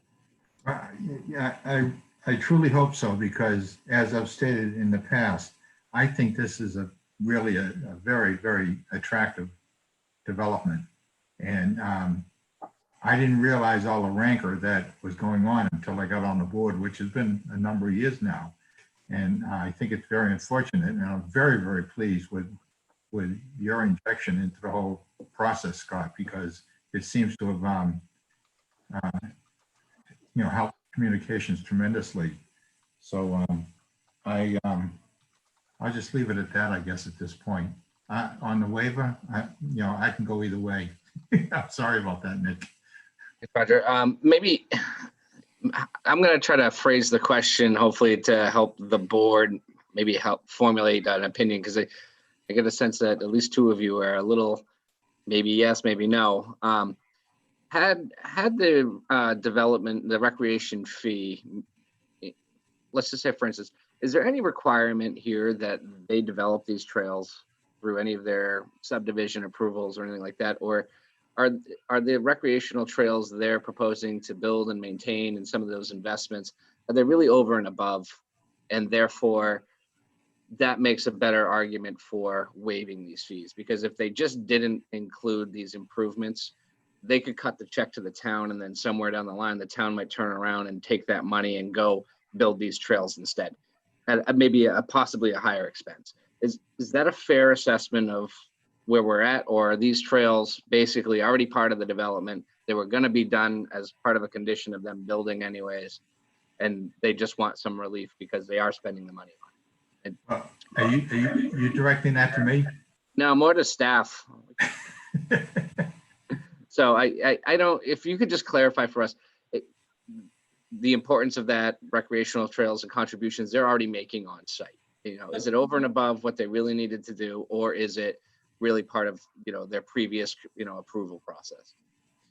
So yeah, I guess the Eastern Village, or I should say the traditional neighborhood overlay district, seeks for interconnections of the development to, and that's really where the conversation started around the Ward Street sidewalks and the improvements there. That's really governed out of the district requirements.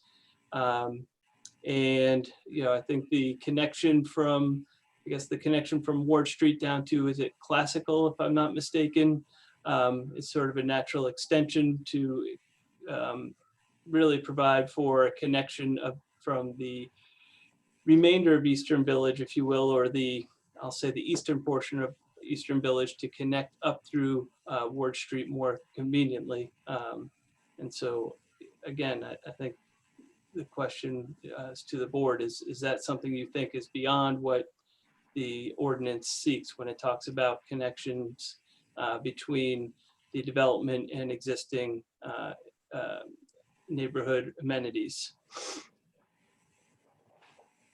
So I'm not going to give you a clear direction on this one, because I don't think there really is a black or white on this one. And so it really, That's why we get paid the big bucks, right? That's why you get paid the big bucks, correct. Hey, Jay, this is Rick. Do we have a number on this? Yeah, go ahead, Rick DePerry. Didn't we establish on prior phases of this development that we would waive this fee?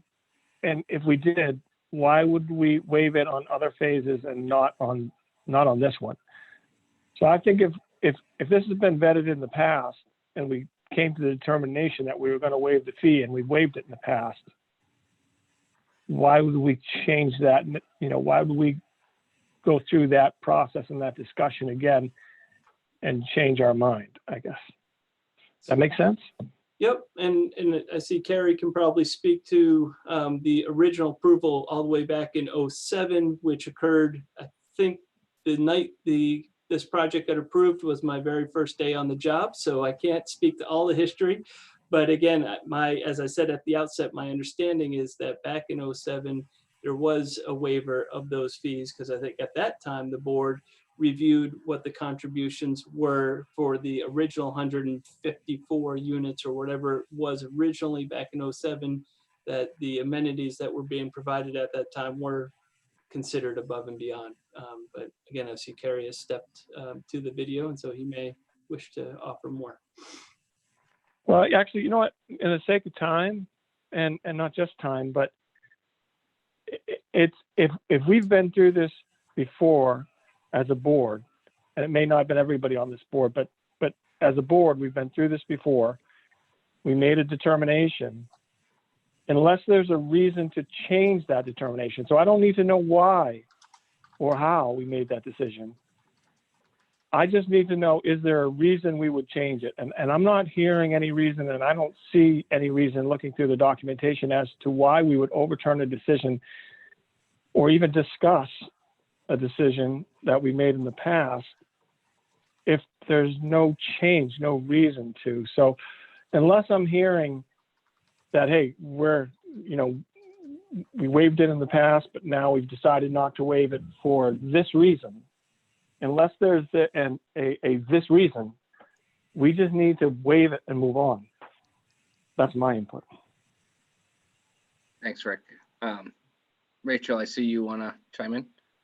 Yeah, I do remember the training, board training that we got from the Maine Municipal Association. Part of that training indicated that essentially the boards do not deal with precedents, that each decision is based upon the conditions in front of us, not conditions that may have been in the past, because actually we don't know what those conditions were.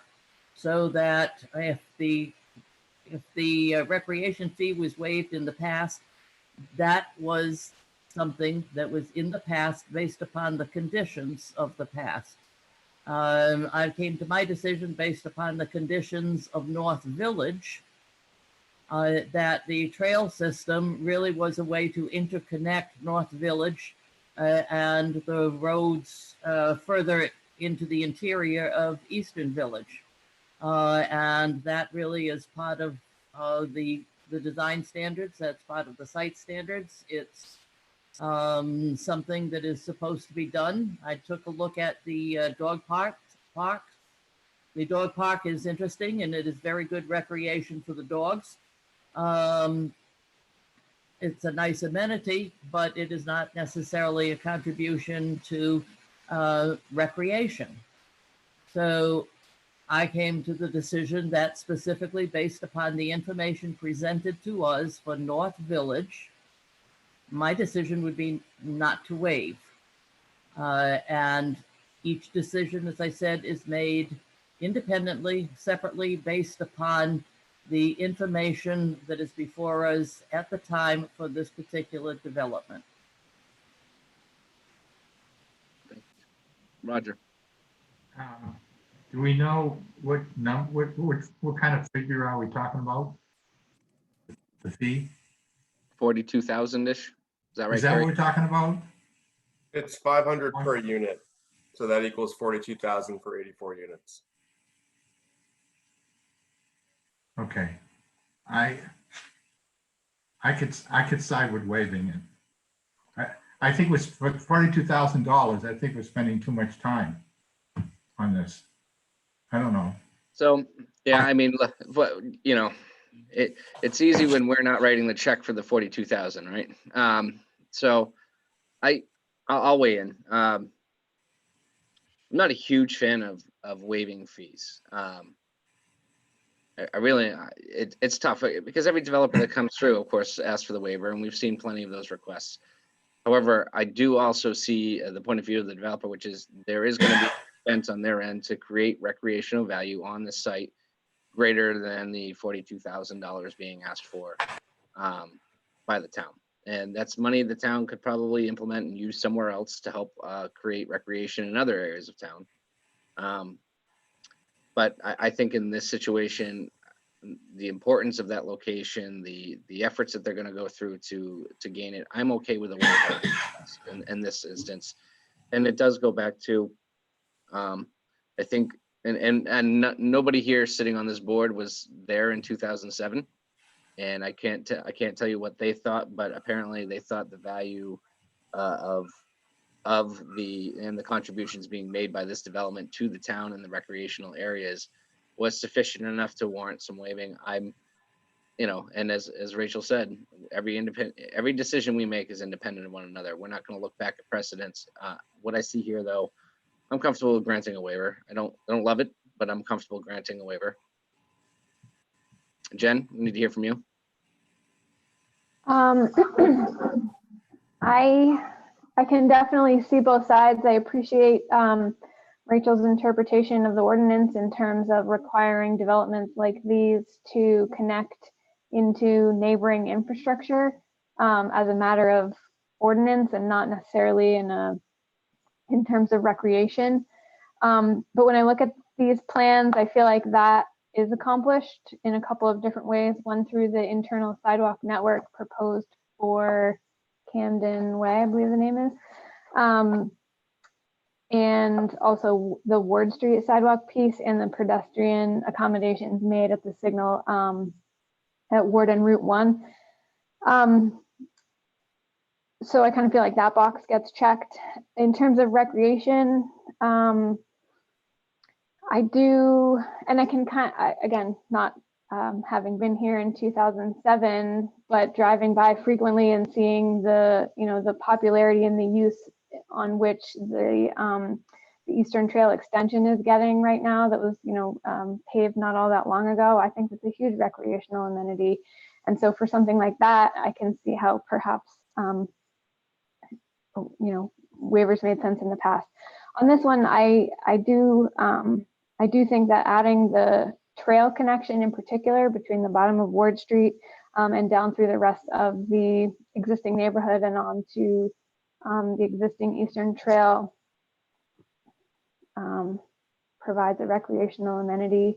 I'm not sure nuts and bolts, dollars and cents, if that's worth that trade in an even way. But I definitely think that, you know, to your point, Nick, that if we were to take that fee in this case and the town were to come back after the fact and do this work, it would probably likely come at a much greater cost. So I guess for that reason, I would be in favor of waiving the fee in this case, and thank this project for offering that that trail connection in particular. Thanks, Jen. So I need Roger and Rick to kind of solidify a position one way or the other, and we can hopefully put this issue to bed so we can move on to the rest of the elements of the proposal. Oh, sorry, you want the other Rick? Oh, go on. You already know my opinion. You already know my opinion. Yeah, we got you, DePerry. Rick Meinking, go ahead. You're on mute. Crow, you think I'd know by now. I really do appreciate all of this information, and I certainly do not think that we should be held to precedent, as Rachel had indicated, based on decisions made by prior boards. This interconnection does appear to be a source of recreation. Carrie is doing a bike shop, or potentially have a way to put bicycles and these kind of trails, make great exercise facilities. So in this particular case, knowing that it would cost more to get back in there and do some of these improvements that would be needed for that, I think the cost would exceed what the recreation fee is. So therefore, I think I would be in favor of waiving that, Mr. Chair. Thank you, Rick. Roger? I'm in favor of waiving it. Thank you. Okay. We need to discuss the other elements. I have a note here that I just kind of want to clarify or kind of get wrapped up a little bit, which is the final stormwater agreement. I know that's come up. I know we have some draft versions. Scott, is it your sentiment that the version that's been circulated is the final agreement as far as you're concerned? Yeah, I think so. We sent one actually to the parties, to like Portia and Paula and Roger, Robert and Nancy, right after the June 11th meeting. I think we're kind of, we incorporated a bunch of their changes, and I think that's essentially ready to go. I think Natalie Burns was right that we haven't kind of said, okay, absolutely no to the last one or two things, but I think it's ready to go. And right now, the draft order has as a condition of approval that we have to provide a finalized maintenance agreement to planning staff. I think it's prior to pulling the building permit. We will certainly have that done, so that condition works. And so some of the neighbors that say, hey, let's just make sure that it's executed and done, and the planning staff see it. That I think is what the draft order requires, and we will be able to provide a copy of that final agreement to Jay and Jamel before pulling a building permit, or however it's stated in the order. And can I also just ask, there was a request from, I believe it was Ms. Burns, to attach a stormwater DEP approval to the agreement. Are you okay with that as a kind of an added provision? Yeah, and actually, at least the last version that I have on my desktop has that marked up language that we had sent along. So we're going to attach it. The Eastern Village folks asked for that to make sure that on day one, when the system was conveyed, they knew what their responsibilities were. So we reference it in the agreement, and we'll attach the DEP guidelines so everybody knows kind of what's required. It's basically annual inspections with a 5-year upkeep, a bigger inspection, and that will all be a part of the agreement and attached so everyone will know what's what. Okay, I appreciate that, Scott. All right, and just as a note for anyone else online here, it is past 9 p.m. We won't be taking up any new items after this. So we release you to a good night's sleep, and we'll see you next Monday as we wrap up this final piece. Rachel. Yeah, I would like to request that the vote on the waiver be actually a separate vote rather than part of the agreement that is before us. I think we could do a, Jamal, you're gonna correct me if I'm wrong on this. I think what we could do is read the motion without the waiver and then go back and vote on a second motion to include a waiver of the recreational fee separate. Is that possible? Yes, what you could do is you could read the motion and then that could be the standing motion. Then someone could make an amendment or propose an amendment, which would be seconded and voted on. And then once assuming the amendment is voted on and approved, then what the board would do is vote on the main motion as amended. So there'd be a motion, a second. During discussion, there would be a motion to amend and a second. There'd be a vote on the amendment. And then once the vote on the amendment, again, assuming approval, you would go back to the main motion and vote on the main motion excuse me, as amended. I think I can make that simpler. If I just read the main motion without any waiver request in it, we can vote on that. And then after that vote has taken place, I can make a motion to amend that would include the waiver. No, it really should be part of the board's deliberate decision and part of the notice of decision. So it would be part of the board's motion. Take it from someone who used to be a parliamentarian for a labor union. Jay is right. Oh, boy. You don't want to cross Rachel there. Yeah, I've done a few of these, so, okay. So you want that in, and then we'll, I imagine, Rachel, you'll be making a motion to. No, what I would think would happen, Mr. Chair, is, and I'll pull up the motion here in just a moment, and I have a strike through an underline portion, and you'll see the waiver added. If you want to do proceed the way I initially said, is what I'd have you do is read the motion and not read that waiver.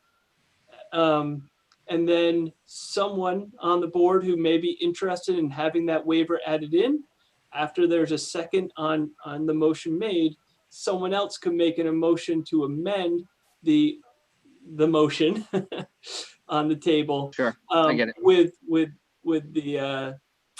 With the waiver provision that I do have something drafted up. And certainly we can play with the words if we need to, but I think it should suffice what the board's looking for. All right, I get it. I can make that happen. Would you Are like there me to- any other loose ends this board needs to identify before I read a motion? Roger. Yeah, maybe Angela knows about this, but one of the residents who owns property on Valentine mentioned the drainage ditch behind their property. The maintenance of that, it has to be upgraded or something like that. Are you familiar with that at all? Which property? The properties on Valentine. All of the properties? Or was that? I forget the homeowner, but mentioned how that was their specific thing. They mentioned the drainage ditch. It sounds like Scott might. Either Yeah, so Scott that- or Carrie might have said something about it. Yeah, so Kerry met with Robert Mood, an area. Okay. So we met with them, and if the development doesn't fix it, Kerry's gonna fix it. Okay, good. Okay, good. All right, that's it. That's my loose end. Okay. That said, I think Jamel, I think we're ready. Jay's got this one. He's Actually, I been think I'll working with share, him. and I'm just noticing, I don't know if it appears Rachel may have inadvertently dropped off the meeting, or maybe intentionally. Maybe not inadvertently. Right, I'm not sure. All right, hang on. I'm going to try to do my sharing here. It's a long motion. Okay, I think I got it. Rachel just told me she got kicked out, so she's gonna try and come back in. So while she does that, are you seeing the motion at this point? Yes, I Yes. see the waiver section with the red line through it. Okay, so So you again, what want I me would to- suggest, Mr. Chair, is that when you read through this, is that you don't read this waiver with the red line. And that if you want to sort of do this in two votes, you could leave it out and have someone amend the motion, or you could read it through and It would be one vote, however you wish to do it.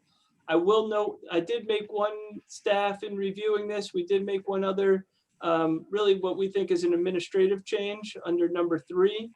The sort of here we said, and we believe this really clarifies the intent that prior to the opening of a new phase, and I should just say phase in Eastern Village or start of work in North Village.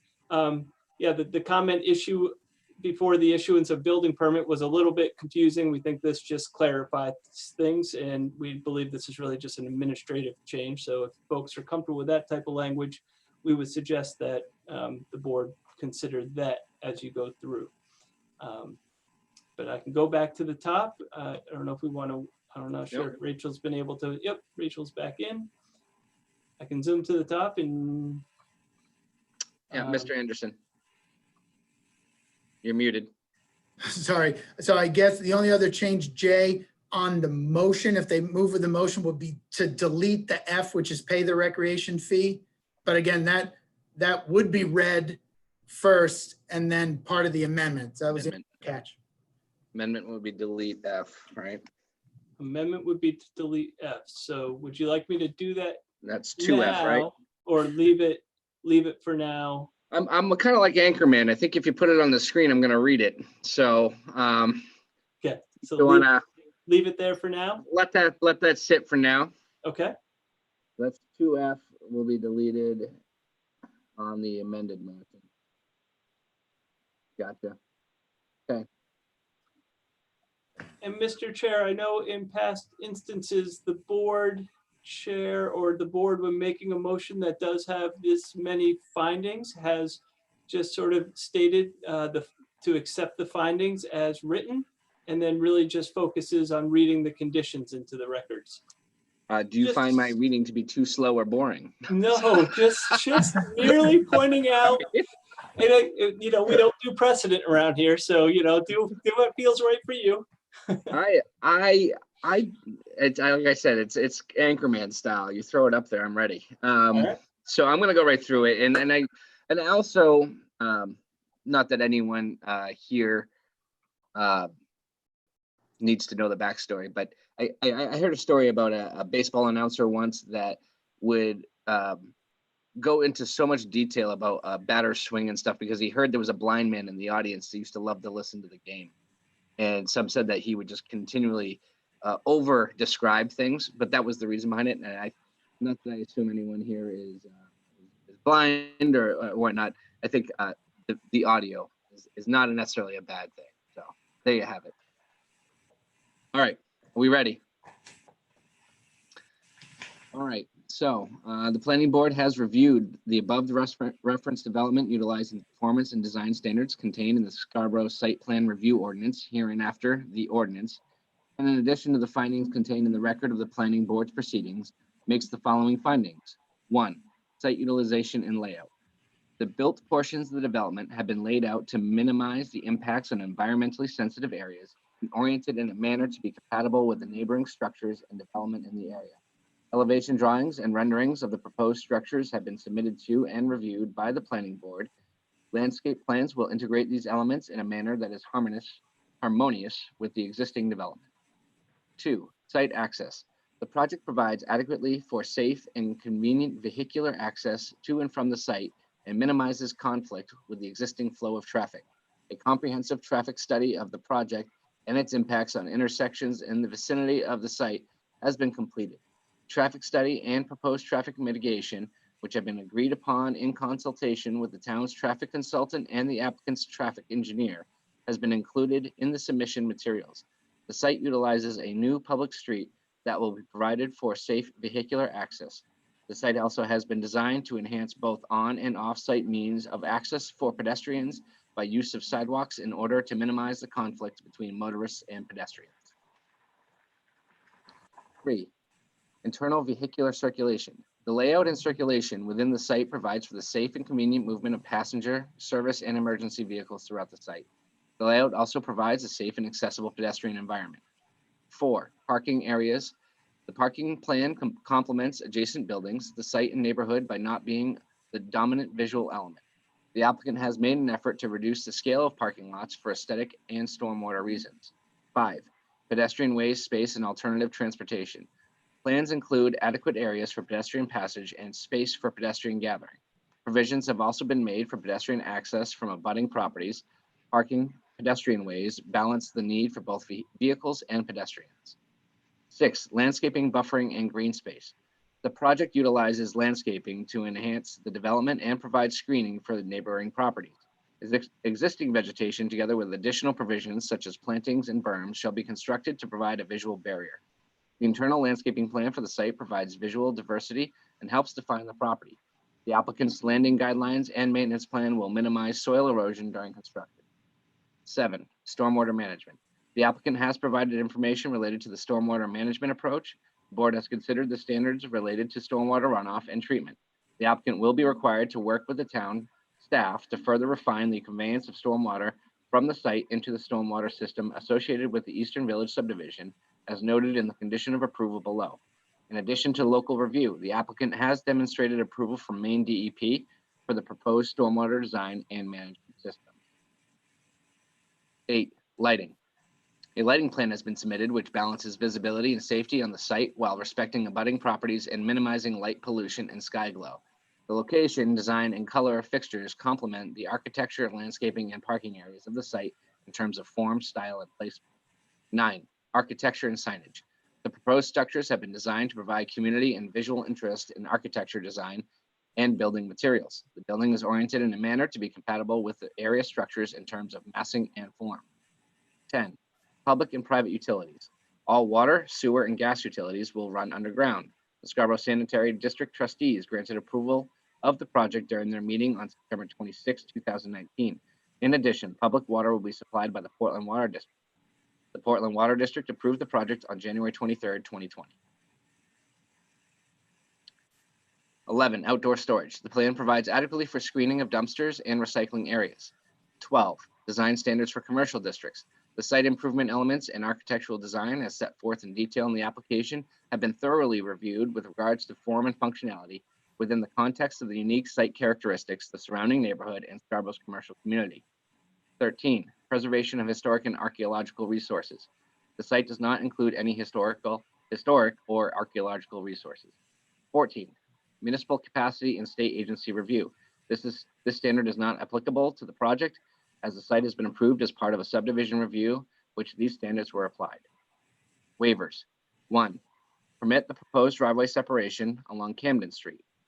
2, permit the proposed parking aisle width of 22 feet instead of 25 feet. Conditions. Prior to the issuance of a building permit, the applicant shall revise the plan set to address A, the remaining staff review comments in the memo dated 6/22/20. This shall be reviewed and approved by the planning department. B, upon conveyance or transfer of Ballantine Development of either the North Village property or the Eastern Village properties, Ballantine Development must retain a stormwater easement and have a maintenance agreement for the Eastern Road Pond with the Eastern Village Homeowners Association. A note reflecting this board condition to this effect has been added to the final plan. This shall be reviewed and approved by the planning department. 2, prior to the issuance of a building permit, the applicant shall A, execute the record of maintenance agreement as required by the post-construction stormwater management ordinance. B, secure the required performance guarantee with the town engineer. C, provide an updated sequence of construction activity as noted in the staff review comments memo dated 6/22/20. D, execute a document creating a public easement for the proposed nature trail connecting Ward Street to Classical Lane and the meandering footpath within the southern portion of the development. E, pay the traffic impact fees. F, pay the recreation contribution fees. This shall be reviewed and approved by the planning department. 3, prior to the opening of new phase in Eastern Village or start of work in North Village, the applicant shall complete the remaining work within phases 1, 2, 2A, 2B, 3, 3A, and 3B within the Eastern Village subdivision as identified in the memo provided by staff dated 5/21/20. 4, the applicant shall maintain all elements located within the Camden Street right-of-way prior to the public street acceptance by the town.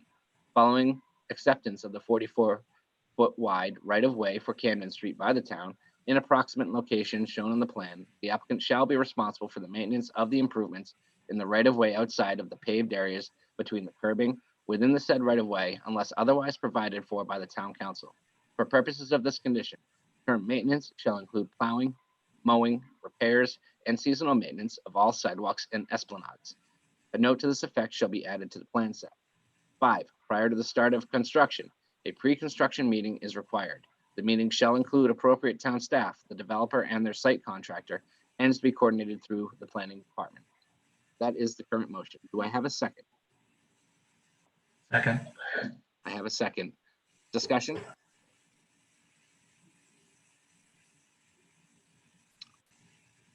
Okay.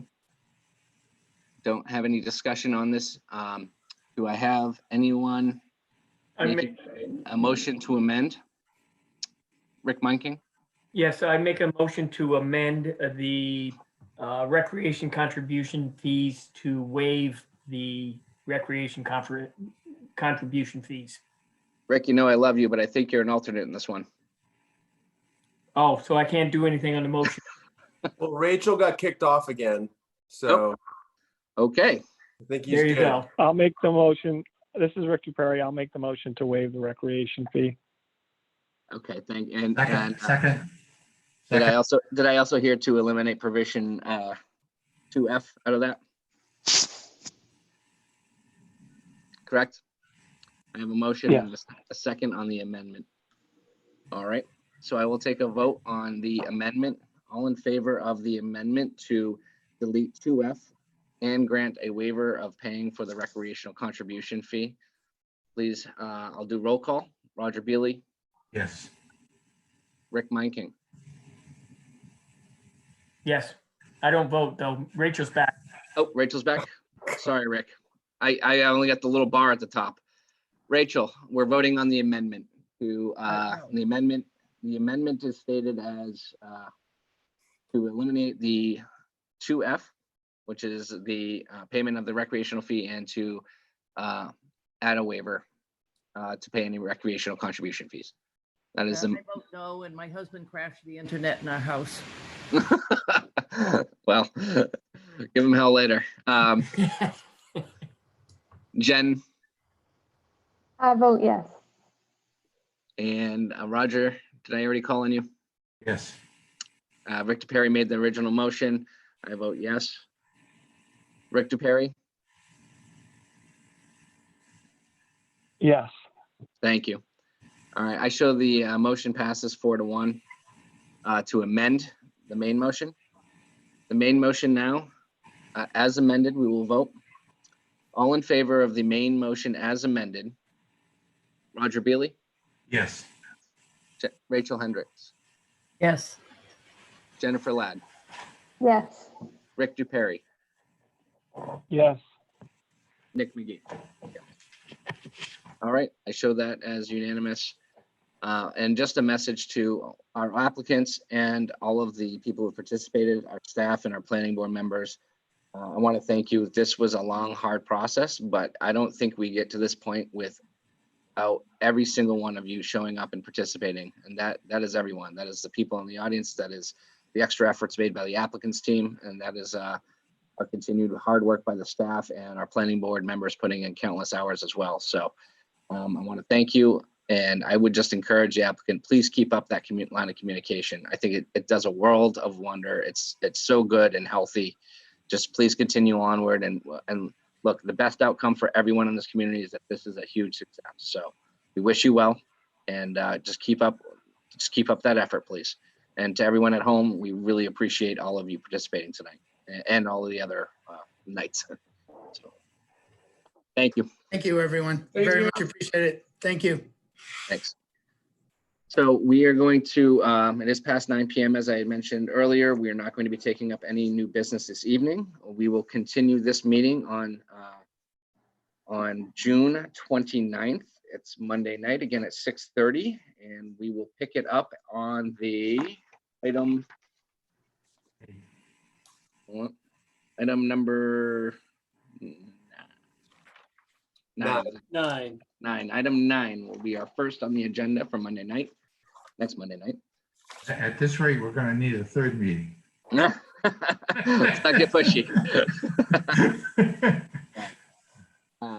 All right, well, that said, I will entertain a motion to adjourn, or a motion to recess until next Monday.